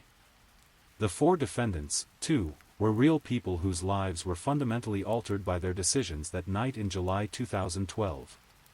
While they deserve to be held accountable for their actions, their cases also raise difficult questions about how society should respond to juvenile offenders and whether there are more effective ways to address the root causes of youth violence. As this long legal saga finally concluded, it's important to remember that at its center were three young people whose lives were cut tragically short. Shamika Barros was a young mother whose death left behind family members who loved her and had hopes for her future. Damian Colon was someone's son, brother, and friend, whose death created a void in the lives of those who knew him. Michael Martin was in the wrong place at the wrong time, but his death was no less meaningful or devastating to those who cared about him. These three individuals deserve to be remembered not just as victims of a crime, but as people who lived, loved, and were loved in return. Their deaths serve as a stark reminder of how precious and fragile life can be, and how quickly everything can change due to the actions of others. In many ways, cases like this one challenge us to think more deeply about how we build safer communities and more effective justice systems. The legal resolution of the case provides some measure of closure, but it cannot undo the harm that was done or bring back the lives that were lost. The best we can do is learn from these tragedies and work to prevent others like them from occurring. The Providence triple homicide of July 30, 2012, represents a tragedy that unfolded over many years, from the initial crime through the long legal proceedings that finally concluded in 2024. The case involved 4 young defendants, 3 young victims, and countless family members, investigators, attorneys, and community members whose lives were touched by the violence and its aftermath. The story reminds us that justice, while important, is often a complex and imperfect process. The American legal system provides mechanisms for holding criminals accountable and protecting defendants' rights, but it cannot restore what was lost or fully heal the wounds created by violent crime. The 12-year journey from crime to final resolution tested everyone involved and highlighted both the strengths and limitations of our approach to criminal justice. As we reflect on this case, we are reminded of the importance of community, the value of human life, and the devastating consequences that can flow from split-second decisions made by young people who may not fully understand the gravity of their actions. The Providence triple homicide stands as a sobering example of how quickly lives can be destroyed and how long the path to justice can be. Tonight, as you drift off to sleep, perhaps take a moment to appreciate the safety and security that many of us take for granted. The story of Shamika Barros, Damian Colon, and Michael Martin serves as a reminder that life is precious and that the choices we make, both individually and as a society, have consequences that can echo for years to come. In the end, their story is one of loss, but also of the persistent human desire for justice and the hope that by understanding these tragedies, we might somehow prevent others like them from occurring in the future. May they rest in peace, and may their story serve as a reminder of both the fragility of life and the importance of the choices we make every day. Please, if you're enjoying these stories, don't forget to leave a comment. Let me know where you're listening from and what time it is in your corner of the world. And if you haven't already, be sure to like this video and subscribe, so you don't miss the next true crime story for sleep. Now, let's move on to our 4th story.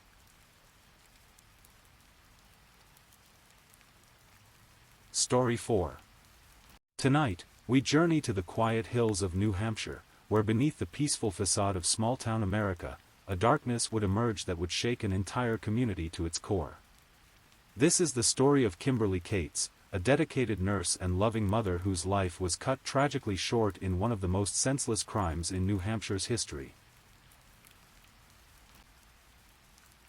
Mount Vernon, New Hampshire, is the kind of place where people move to escape the chaos of city life. With rolling hills, historic colonial homes, and tree-lined streets that seem lifted from a Norman Rockwell painting, it's a town where neighbors know each other by name and children ride their bicycles freely down quiet roads. The population barely reaches 2,500 people, and serious crime is virtually unheard of. It was to this sanctuary that Kimberly and David Cates relocated in 2003. Safety-conscious parents, they had chosen Mount Vernon specifically for its reputation as one of New Hampshire's safest communities. Kimberly worked as a pediatric nurse, dedicating her life to caring for children at a local hospital. Those who knew her described her as compassionate, kind-hearted, and generous with her time. She was the type of person who would stay late to comfort a scared child or volunteer for extra shifts when the hospital was short-staffed. At 42, Kimberly had built a life centered around family and service to others. She and David had an 11-year-old daughter, Jamie, who was the light of Kimberly's life. The family lived on Trow Road, a peaceful rural street where houses sit on large lots, separated by mature trees and stone walls that had stood for generations. The Cates home was typical of the area, a modest but comfortable house with that New England charm that draws people seeking a simpler way of life. They had invested in security features, including an alarm system, because even in their safe haven, Kimberly and David believed in being prepared. Little did they know that their precautions, while wise, would prove insufficient against the evil that was brewing just miles away. In the fall of 2009, while Kimberly Cates was going about her daily routine of caring for patients and nurturing her daughter, a 17-year-old named Stephen Spader was harboring increasingly dark fantasies. Spader was not your typical teenager from Mount Vernon. Though he had once been a Boy Scout, an organization dedicated to building character and citizenship, something had gone terribly wrong in his development. By 2009, Spader had dropped out of high school, though he had managed to pass his GED. He lived with his mother in nearby Brookline, and to most who encountered him, he seemed like just another directionless teenager trying to find his place in the world. But beneath this ordinary exterior, Stephen Spader was nurturing violent impulses that would soon manifest in the most horrific way imaginable. In September 2009, just 1 month before the murder, Spader founded what he called the Disciples of Destruction. This wasn't a legitimate organization or club. It was Spader's attempt to create a brotherhood united by violence and criminal activity. He positioned himself as the leader, the president of this twisted fraternity that existed only in the minds of a few troubled teenagers. Spader recruited 3 other young men to join his ranks. There was Christopher Gribble, 19 years old and Spader's closest friend. Gribble had known Spader since childhood, and their bond had grown increasingly unhealthy over the years. Then there was William "Billy" Marks, 18, and Quinn Glover, 17. These young men, all from the same general area of southern New Hampshire, became willing participants in Spader's dark vision. The Disciples of Destruction had been engaging in burglaries throughout the fall of 2009. They would target homes in affluent neighborhoods, breaking in when the residents were away and stealing whatever valuables they could find. For Spader, however, these crimes were merely practice. He had bigger, more sinister plans in mind. According to later testimony, Spader had been fascinated by violence and death for some time. He spoke openly about wanting to kill someone, not for money or revenge, but simply to experience what it felt like to take a human life. This desire to kill for the pure thrill of it, what criminologists call a thrill killing, would become the driving force behind the formation of the Disciples of Destruction. Spader devised what he called an initiation ritual for his brotherhood. New members, he decreed, would prove their loyalty by participating in a home invasion that would culminate not just in burglary, but in murder. The killing of innocent strangers would serve as the ultimate bonding experience, a blood oath that would tie the group together forever.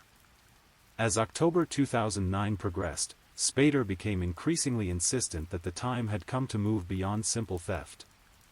He began scouting potential targets, looking for homes that would be suitable for their deadly initiation. The criteria were simple: the house should be isolated enough that screams wouldn't immediately alert neighbors, wealthy enough to make the burglary seem legitimate, and occupied by people who could be easily overpowered. It was during one of these scouting missions that Stephen Spader first laid eyes on the house on Trow Road where Kimberly Cates lived with her husband and daughter. The Cates home met all of Spader's twisted criteria. Situated on a quiet rural road with houses spaced far apart, it offered the isolation he sought. The property appeared well maintained, suggesting the family had money worth stealing. Most importantly, from Spader's perspective, it seemed to house a small family that could be easily controlled through violence and intimidation. What Spader didn't know, and what makes this crime even more tragic, is that he had chosen his victims purely at random. Kimberly Cates had never met Stephen Spader or any of his accomplices. She had never wronged them, never even crossed paths with them in her daily life. She was selected to die simply because she had the misfortune of living in a house that caught the attention of a disturbed teenager with violent fantasies. In the days leading up to October 4, 2009, Spader's rhetoric became increasingly militant. He spoke to his disciples about the need to prove themselves, to take the final step that would separate them from ordinary criminals and transform them into something more dangerous. He painted the upcoming crime not as murder, but as a necessary evolution of their brotherhood. Christopher Gribble, in particular, seemed receptive to Spader's vision. Later testimony would reveal that Gribble shared Spader's fascination with violence and had expressed his own desire to kill. The two young men fed off each other's dark impulses, each encouraging the other to embrace increasingly extreme ideas about violence and death. The other members of the group, Billy Marks and Quinn Glover, appear to have been more reluctant participants. However, the psychological pressure exerted by Spader, combined with their own desire to belong to something that made them feel important, ultimately overcame whatever moral reservations they might have had. Spader acquired the weapons for their planned crime with chilling deliberation. The primary weapon would be a machete, a long, heavy blade designed for cutting through thick vegetation but equally capable of inflicting devastating wounds on a human body. He also obtained knives for the other participants. These weren't weapons chosen in the heat of passion, they were carefully selected tools for the deliberate commission of murder. As October 4 approached, Spader sent text messages to his disciples, reminding them of their commitment to the brotherhood and the initiation that awaited them. One message, recovered by police, simply read, "We need to complete the goals of our brotherhood, the disciples of destruction." The stage was set for a confrontation between innocence and evil, between a mother trying to protect her family and a group of young men who had chosen to embrace the darkest impulses of human nature. The evening of October 4, 2009, began like countless others in the Cates household. Kimberly had returned home from her shift at the hospital, tired but satisfied with another day spent caring for children who needed her expertise and compassion. Her husband David was away on business, leaving Kimberly alone with their 11-year-old daughter, Jamie.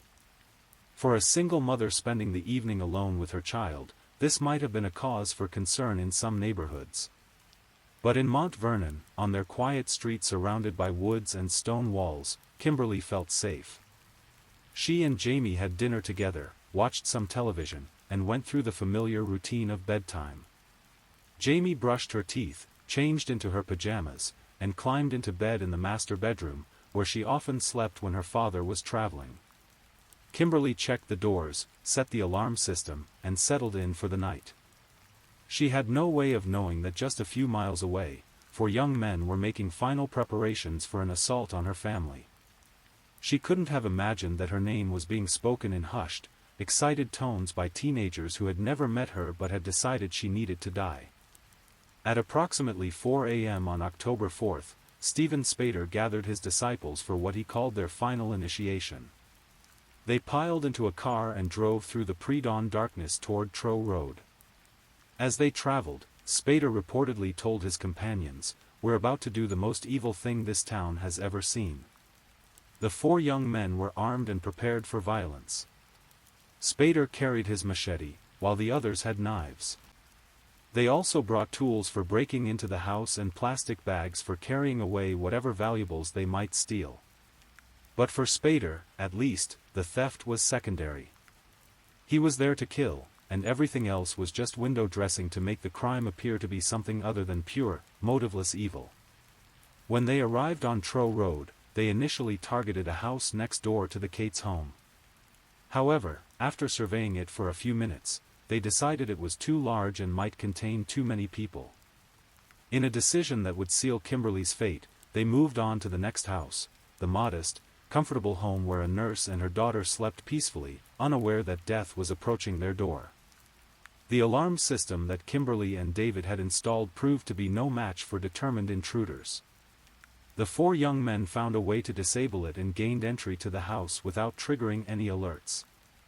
They moved through the darkened rooms like shadows, their footsteps muffled on carpeted floors. According to later testimony from Quinn Glover, who eventually cooperated with authorities, the group made their way toward the master bedroom where they could hear the sound of people sleeping. Spader and Gribble took the lead, weapons drawn, while Marks and Glover followed behind. As they approached the closed bedroom door, Glover later said, he began to have second thoughts about what they were about to do. But it was too late to turn back. The momentum of the night, the psychological pressure from Spader, and the group dynamics that had brought them to this point all combined to carry them forward toward an act of unspeakable brutality. What happened in the master bedroom of the Cates home in the early morning hours of October 4, 2009, represents one of the most vicious and senseless crimes in New Hampshire history. The details, reconstructed from physical evidence, witness testimony, and the confessions of the perpetrators themselves, paint a picture of savage violence unleashed against two innocent victims who had done nothing to deserve their fate. Kimberly Cates was awakened by the sound of her bedroom door opening. In those first disorienting moments between sleep and wakefulness, she likely thought it was her daughter, perhaps having a nightmare or needing comfort. The master bedroom was dark, and in her groggy state, she may have called out, "Jamie, is that you?" Words that would later become the title of a Crime Library article about the case. But it wasn't Jamie standing in the doorway. It was Stephen Spader, machete in hand, with Christopher Gribble beside him holding a knife. Behind them stood Billy Marks and Quinn Glover, both armed and ready to participate in the violence that was about to unfold. What followed can only be described as a frenzy of brutality. Spader, wielding the machete with savage efficiency, attacked Kimberly as she lay defensively in her bed. The blade, designed for cutting through thick jungle vegetation, made short work of human flesh and bone. Spader struck again and again, inflicting at least 36 wounds to Kimberly's head and torso. The attack was not quick or merciful. Kimberly fought desperately for her life, her screams piercing the pre-dawn quiet of the rural neighborhood. She tried to protect herself with her arms, resulting in defensive wounds that showed she had struggled against her attackers until the very end. But against four armed assailants, including two who were significantly larger and stronger than she was, her resistance was ultimately futile. 11-year-old Jamie, sleeping beside her mother, was awakened by the commotion. In the darkness and chaos of the attack, she became a secondary target. Christopher Gribble turned his attention to the child, striking her with his weapon and inflicting injuries that, while not fatal, would leave her permanently scarred both physically and emotionally. Later testimony revealed the cold-blooded nature of the attack. Christopher Gribble would tell police that his only regret about that night was that he hadn't succeeded in killing Jamie as well as her mother. He expressed disappointment that the child had survived, viewing her continued existence as a loose end that might complicate their plans. The violence lasted only a few minutes, but it left a scene of carnage that would haunt investigators for years to come. When it was over, Kimberly Cates lay dead in her own bed, the victim of wounds so severe that first responders would struggle to maintain their composure. Jamie, grievously injured but alive, would carry physical and psychological scars from that night for the rest of her life. But the horror wasn't over. After completing their deadly initiation, the four members of the Disciples of Destruction began ransacking the house, searching for valuables to steal. This secondary crime, the burglary that was supposed to provide cover for the real motive, continued even as Kimberly's blood soaked into the bedroom carpet and her daughter lay wounded and traumatized nearby. They took electronics, jewelry, and other items that could be easily sold. The theft was methodical and unhurried, suggesting that the perpetrators felt confident they wouldn't be interrupted. In the rural setting of Trow Road, with houses set far apart and separated by trees and stone walls, they had reason for this confidence. The screams that had marked Kimberly's final moments had gone unheard by neighbors. As dawn approached, the four young men loaded their stolen goods into their car and drove away from the scene of their crime. Behind them, they left a family destroyed, a community that would never feel safe again, and evidence that would eventually lead to their capture and conviction.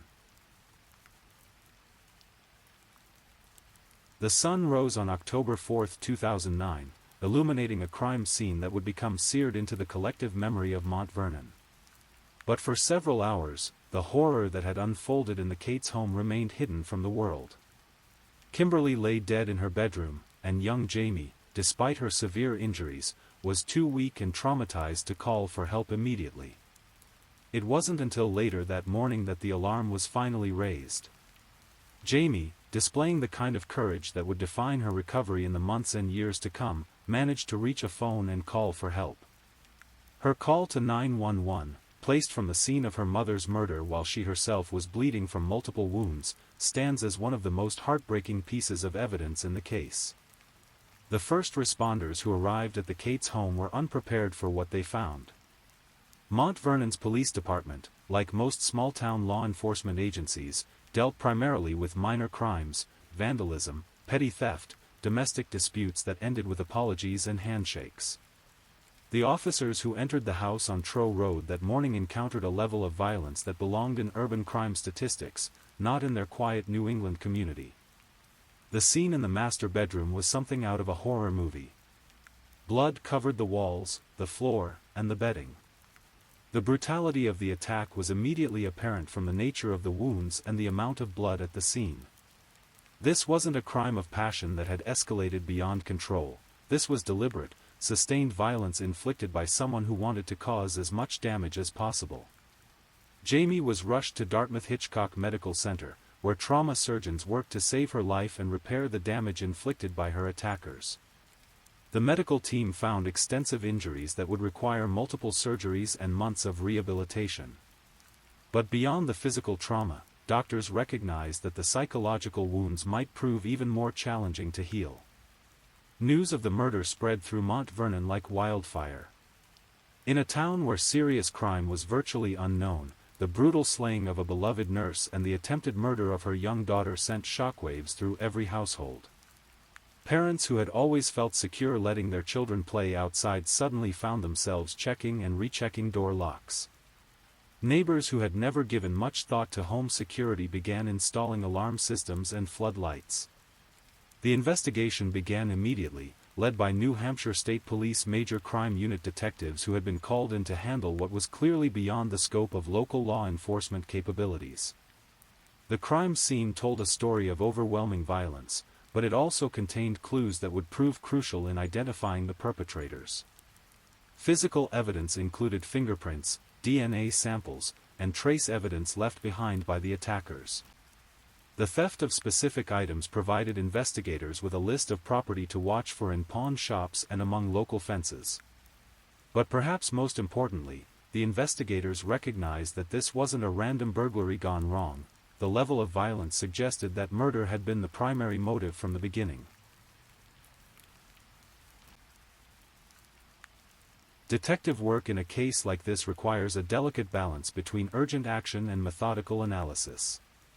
The investigators knew that the perpetrators might strike again if not caught quickly, but they also understood that a single mistake in evidence collection or witness interviews could compromise the entire prosecution.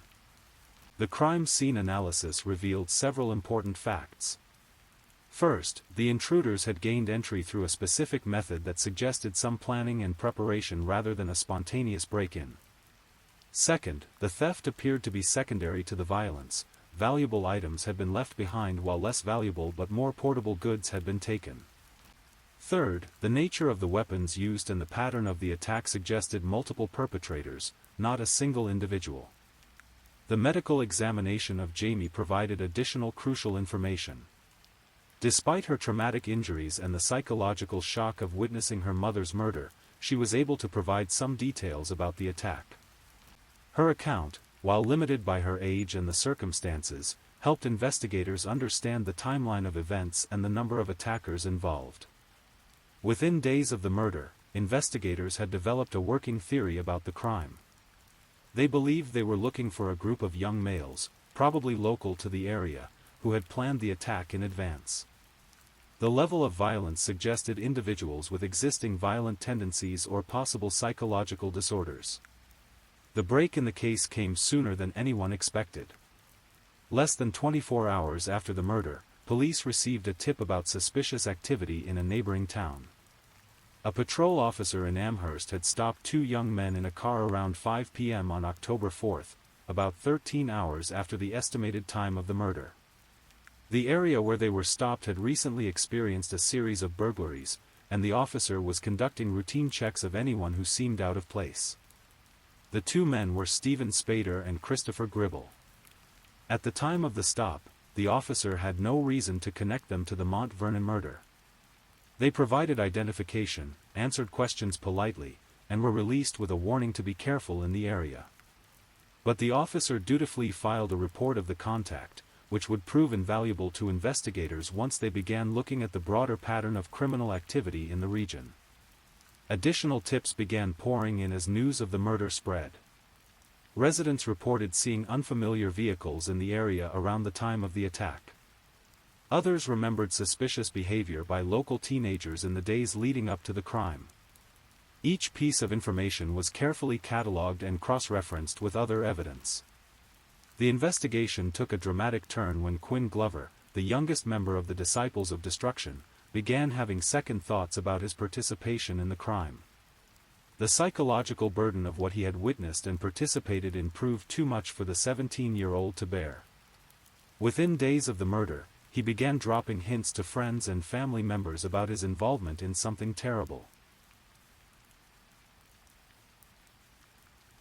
The psychological aftermath of committing such a brutal crime affected each of the four perpetrators differently.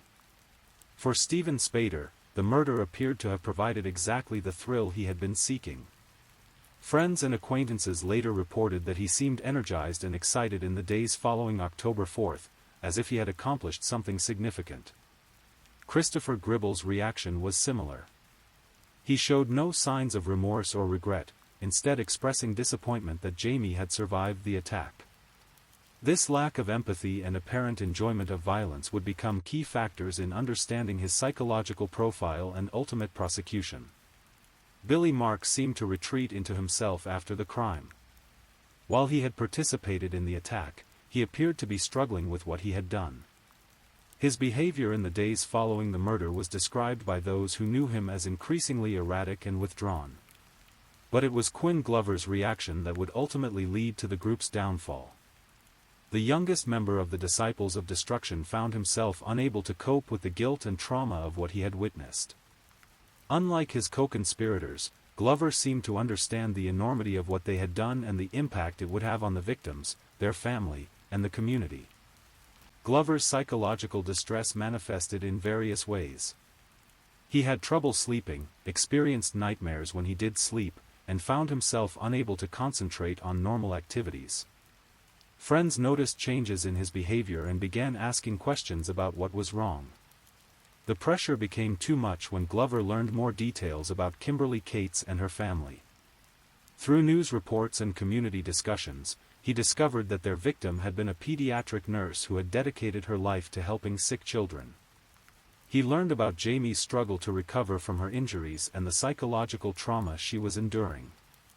The reality of what they had done to an innocent family began to overwhelm him.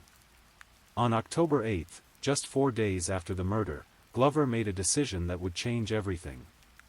He contacted a friend and, in a moment of desperation and guilt, confessed his involvement in the crime.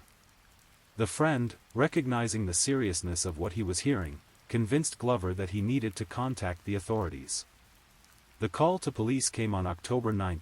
Glover, accompanied by a family member, walked into the Milford Police Department and asked to speak with detectives about the Mount Vernon murder.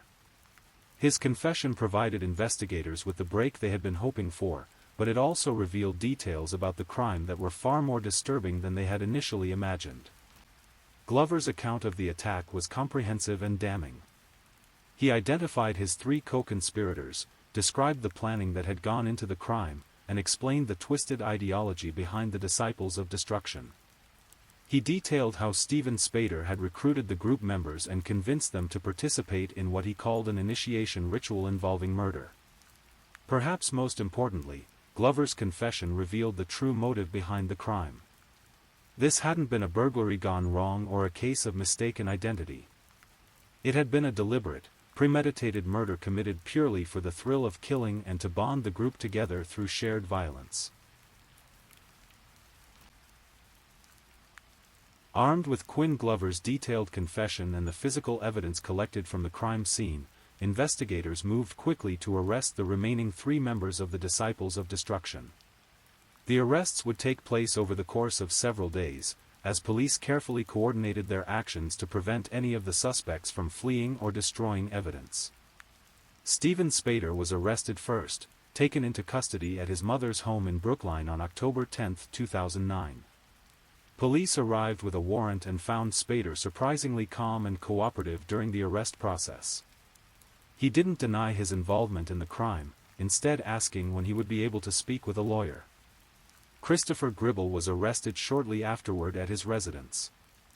Unlike Spader, Gribble seemed agitated and angry during his arrest, apparently upset that their carefully planned crime had been exposed so quickly. His behavior during the arrest process provided investigators with additional insight into his psychological state and his role in the group. Billy Marks, the 3rd member to be arrested, was found at a friend's house where he had been staying since the murder. His arrest was uneventful, but investigators noted that he appeared relieved that the investigation had finally caught up with him. This reaction suggested that, like Glover, he had been struggling with guilt and anxiety since participating in the attack. The arrest sent another shockwave through the community. Residents of Mount Vernon and surrounding towns were stunned to learn that the perpetrators were local teenagers, some of whom had attended their schools and lived in their neighborhoods. The idea that such violence could emerge from their own community was almost as disturbing as the crime itself. Local news media descended on the area, transforming the quiet streets of Mount Vernon into a circus of reporters, camera crews, and curious onlookers. The story quickly gained national attention due to the brutal nature of the crime, the young ages of the perpetrators, and the seemingly random selection of victims. As investigators began searching the homes and belongings of the arrested suspects, they uncovered additional evidence that supported Glover's confession and painted an even clearer picture of the planning that had gone into the murder. They found weapons, stolen property from other burglaries, and communications between group members discussing their criminal activities. One particularly chilling piece of evidence was a text message sent by Spader to his disciples just hours before the attack, reading, "We need to complete the goals of our brotherhood, the Disciples of Destruction." This message provided prosecutors with direct evidence of premeditation and conspiracy.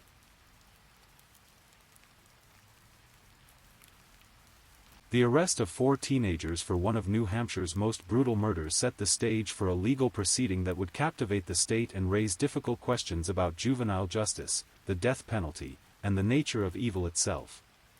The case would test the legal system's ability to handle defendants who were technically minors but had committed crimes of unprecedented savagery. Stephen Spader and Christopher Gribble, identified as the ringleaders and primary perpetrators of the attack, faced the most serious charges. Both were charged with first-degree murder, attempted murder, burglary, and conspiracy. Given the brutal nature of the crime and their apparent leadership roles, prosecutors indicated they would seek the death penalty, despite the defendants' young ages. Billy Marks and Quinn Glover faced slightly different charges reflecting their roles in the crime. While they had participated in the home invasion and been present during the attack, evidence suggested they had been followers rather than leaders in the conspiracy. Glover's cooperation with investigators also worked in his favor during the charging process. The question of whether to try the defendants as adults or juveniles became a major legal issue. Under New Hampshire law, defendants under 18 could potentially be handled in juvenile court, which would mean significantly lighter sentences and sealed records. However, the severity of the crime and the apparent premeditation involved led prosecutors to argue that adult court was the appropriate venue. Stephen Spader, despite being only 17 at the time of the murder, was certified to be tried as an adult. The decision was based on several factors: the premeditated nature of the crime, his role as the leader and instigator of the group, the extreme brutality of the attack, and psychological evaluations that suggested he posed a continuing danger to society. Christopher Gribble, who was 19 at the time of the murder, was automatically tried as an adult. His age at the time of the crime meant there was no question about jurisdiction, and prosecutors moved forward with the most serious charges available under New Hampshire law. The legal proceedings were complicated by the need to handle multiple defendants with varying degrees of culpability and cooperation. Quinn Glover's early confession and ongoing cooperation with investigators put him in a different category from his co-defendants, while Billy Marks fell somewhere in between. As the case moved through the court system, it attracted attention from legal experts across the country. The combination of extreme youth and extreme violence raised questions about how society should handle juvenile offenders who commit adult crimes.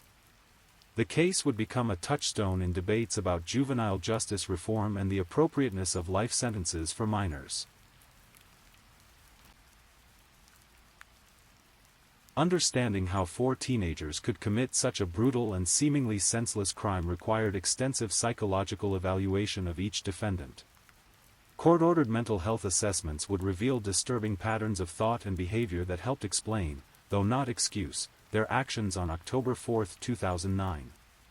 Stephen Spader emerged from these evaluations as the driving force behind the crime. Psychologists found evidence of antisocial personality traits, including a lack of empathy, disregard for social norms, and a tendency toward manipulation and exploitation of others. His ability to convince 3 other teenagers to participate in murder demonstrated sophisticated psychological manipulation skills. Perhaps most disturbing was Spader's apparent enjoyment of violence and his stated desire to experience killing another human being.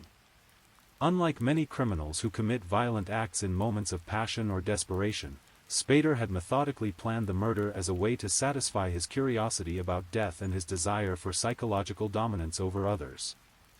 The psychological profile that emerged painted a picture of a young man who had likely been developing antisocial traits for years before the murder.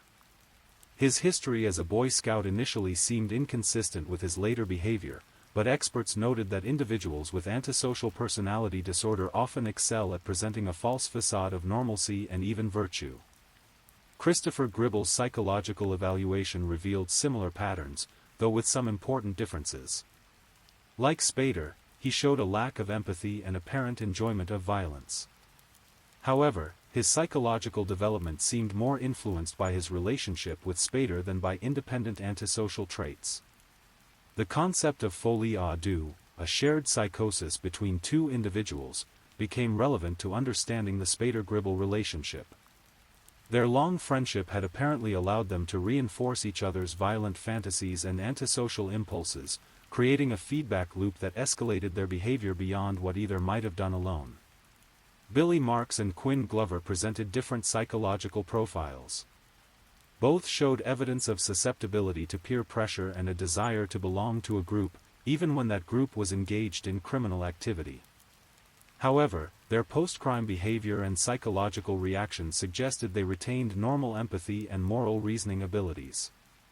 Glover's ultimate decision to confess and cooperate with investigators was seen by psychologists as evidence that his participation in the crime had been driven more by group dynamics and psychological pressure than by inherent antisocial traits. His guilt and remorse contrasted sharply with the reactions of Spader and Gribble. The psychological evaluations also explored the role of violent media and cultural influences in the defendant's development. While experts found no direct causal relationship between media consumption and criminal behavior, they noted that individuals with existing antisocial traits might be more influenced by violent imagery and themes. Steven Spader's trial began in the fall of 2010, nearly a year after the murder that had shattered the peace of Mount Vernon. The proceedings took place in Hillsborough County Superior Court, with extensive security measures in place due to the high-profile nature of the case and the emotions it had stirred throughout New Hampshire. The prosecution's case was methodical and comprehensive. They presented physical evidence linking Spader to the crime scene, including DNA and fingerprint evidence.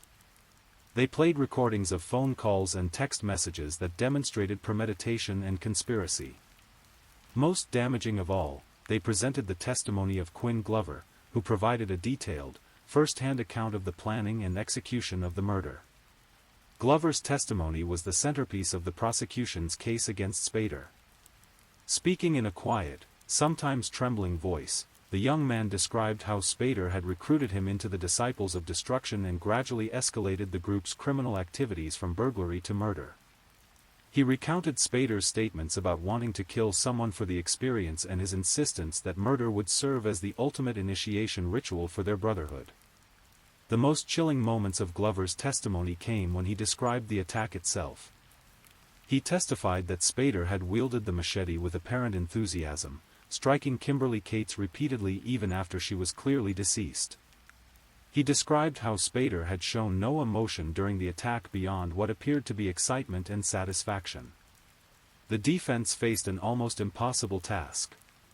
The physical evidence was overwhelming, and their client had been identified by a co-conspirator who had been present during the crime. Their strategy focused on challenging Spader's mental state and arguing that he should not be held fully responsible for his actions due to psychological impairment. Defense attorneys presented their own psychological experts who testified about Spader's mental health history and suggested that various factors, including possible brain abnormalities, childhood trauma, or undiagnosed mental illness, might have contributed to his violent behavior. However, prosecution experts countered that whatever psychological issues Spader might have, he had demonstrated clear awareness of right and wrong and the ability to plan and execute complex criminal schemes. The testimony of Jamie Cates, delivered via closed-circuit television to protect the young victim from further trauma, provided some of the most powerful evidence in the case. Despite her youth and the horrific nature of what she had experienced, Jamie was able to provide crucial details about the attack that corroborated other evidence and testimony. Her courage in testifying against her attackers, while still recovering from her own physical and psychological wounds, moved many observers to tears and reinforced the prosecution's argument that this was a case that demanded the strongest possible punishment. The trial also featured testimony from law enforcement officers who had investigated the crime scene, medical experts who had treated both victims, and members of the community who could speak to the impact of the crime on Mount Vernon and the surrounding area. Throughout the proceedings, Spader showed little emotion. Court observers noted his apparent detachment from the testimony, even when graphic details of the murder were being presented. This behavior only reinforced the prosecution's argument that he was a dangerous individual who lacked normal human empathy and remorse. The jury deliberated for several days before returning their verdict. On all major charges, including first-degree murder and attempted murder, they found Steven Spader guilty. The conviction carried with it the possibility of the death penalty, making Spader one of the youngest individuals in New Hampshire history to face execution. However, the penalty phase of the trial would prove even more complex than the guilt phase.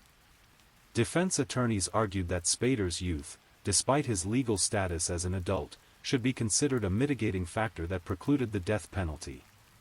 They presented evidence about brain development in teenagers and argued that even 17-year-olds lack the fully mature judgment necessary to justify the ultimate punishment.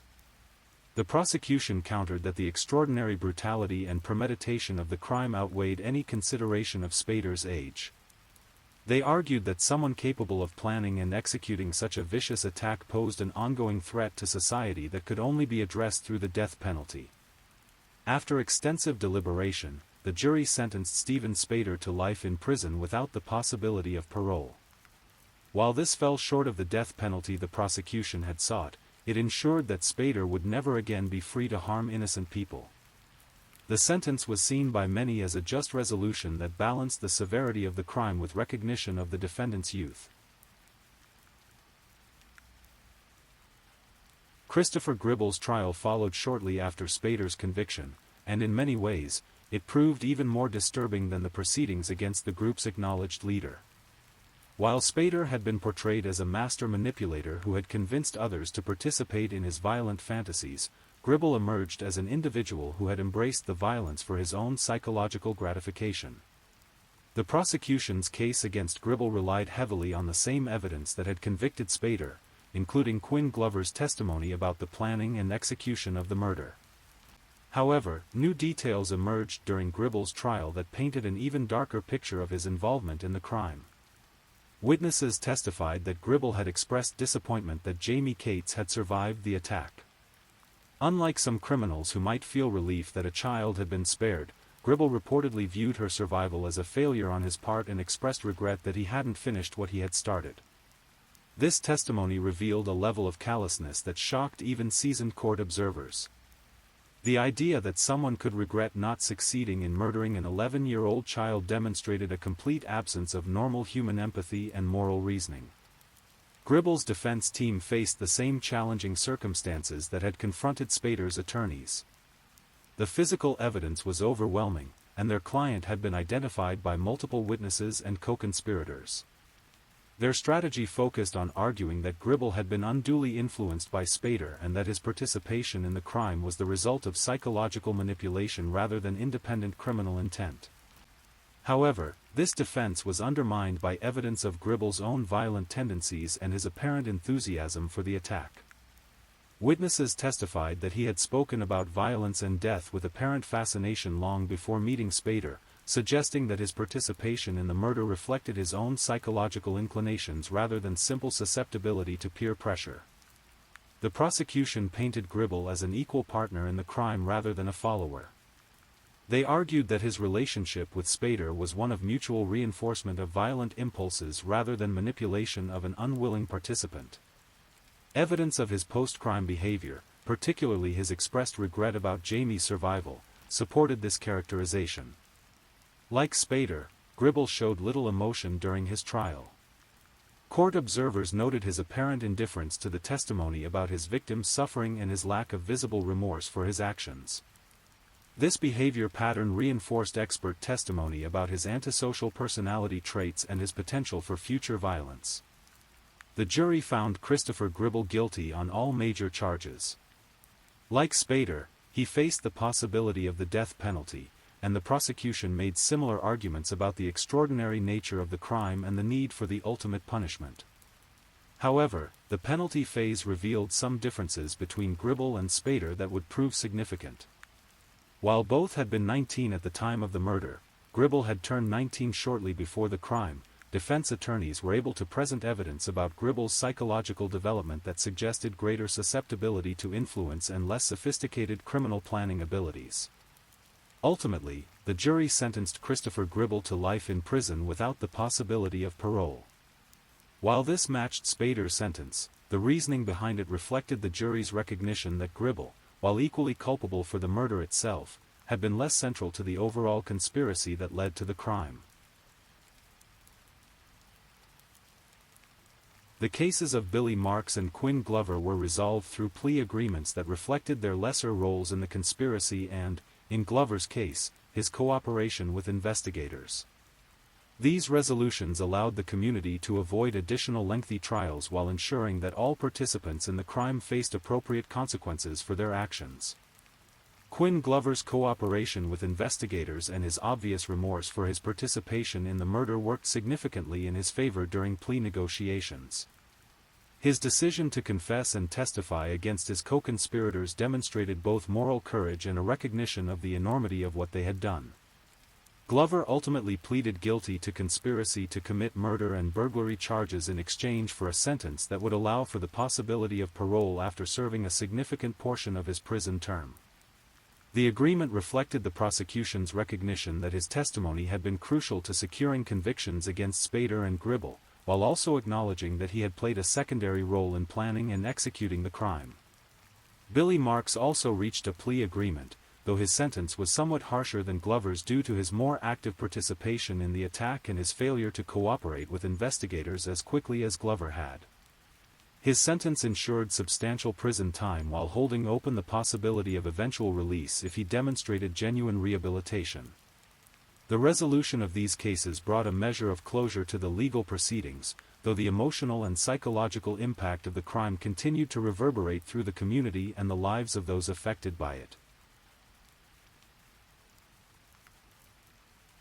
While the legal system worked to hold the perpetrators accountable for their crimes, the most important ongoing story was Jamie Cates' remarkable journey of recovery and resilience. The 11-year-old girl who had survived one of New Hampshire's most brutal attacks faced a long and difficult path toward physical and emotional healing. The physical injuries Jamie sustained during the attack required multiple surgeries and months of rehabilitation. The weapons used by her attackers had caused significant damage that would require ongoing medical care and would leave permanent scars. However, her doctors were amazed by her strength and determination throughout the recovery process.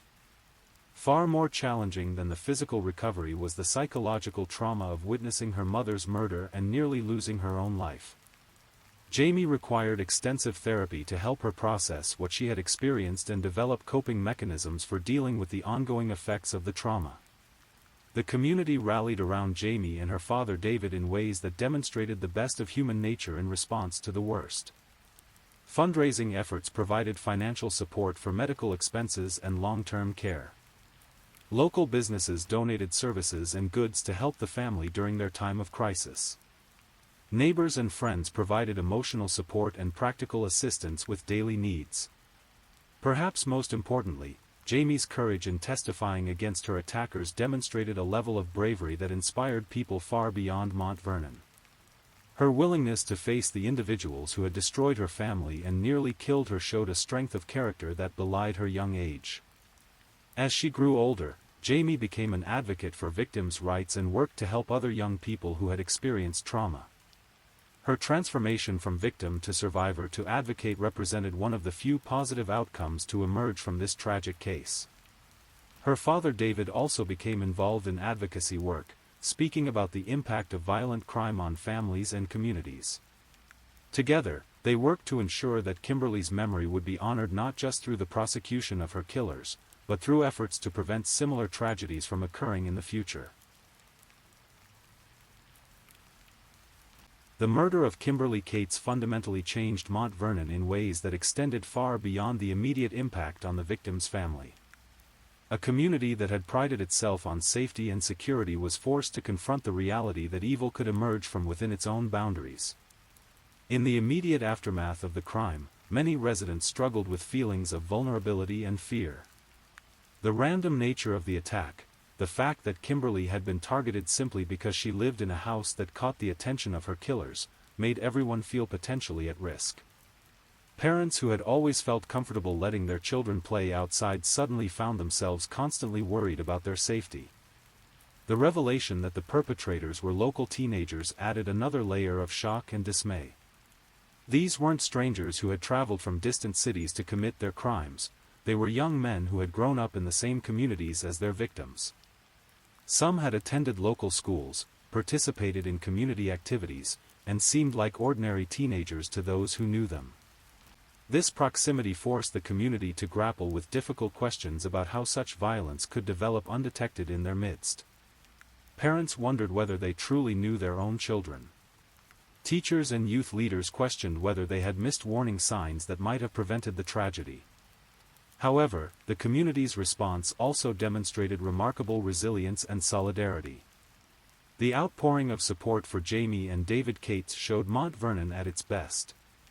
Fundraising efforts, volunteer assistance, and emotional support created a network of care that helped the surviving family members navigate their darkest hours. The community also worked to honor Kimberly's memory in lasting ways.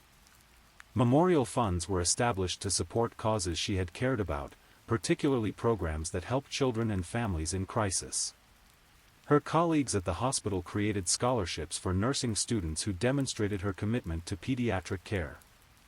Local schools implemented new programs designed to help identify students who might be struggling with violent thoughts or antisocial behavior. While these programs couldn't undo the tragedy that had already occurred, they represented the community's commitment to preventing similar crimes in the future. Perhaps most significantly, the community refused to let fear define its future. While reasonable security precautions were adopted and awareness of potential dangers increased, Mount Vernon did not become a fortress-like environment where neighbors viewed each other with suspicion. The values that had made it an attractive place to live, openness, trust, and community spirit, were preserved even as residents acknowledged that perfect safety was an illusion.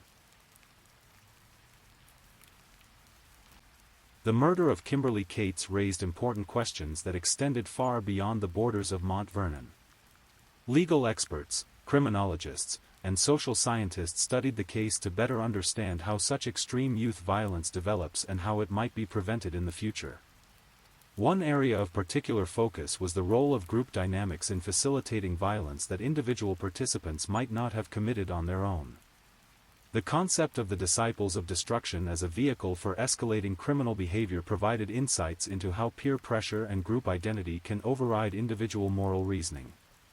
Researchers noted that Steven Spader's ability to recruit other teenagers into his violent fantasy demonstrated sophisticated manipulation skills that were particularly dangerous when applied to impressionable young people seeking acceptance and identity. The case became a study in how charismatic but antisocial individuals can influence others to participate in increasingly extreme behavior. The random nature of the victim selection also drew attention from experts studying predatory crime. Unlike many violent crimes that involve some relationship between perpetrator and victim, Kimberly Cates was killed simply because she had the misfortune of living in a house that attracted her killer's attention. This randomness made the crime particularly terrifying for the public but also provided insights into how some violent criminals select their targets. The case also contributed to ongoing debates about juvenile justice and the appropriate punishment for young offenders who commit adult crimes. The sentences imposed on the four perpetrators reflected different approaches to balancing the defendants' ages with the severity of their crimes, providing a real-world example of how these complex legal and moral questions play out in practice. Mental health professionals studied the case to better understand the development of antisocial personality traits in adolescence. The contrast between Steven Spader's apparent normal childhood development and his later violent behavior challenged some assumptions about early warning signs and intervention strategies.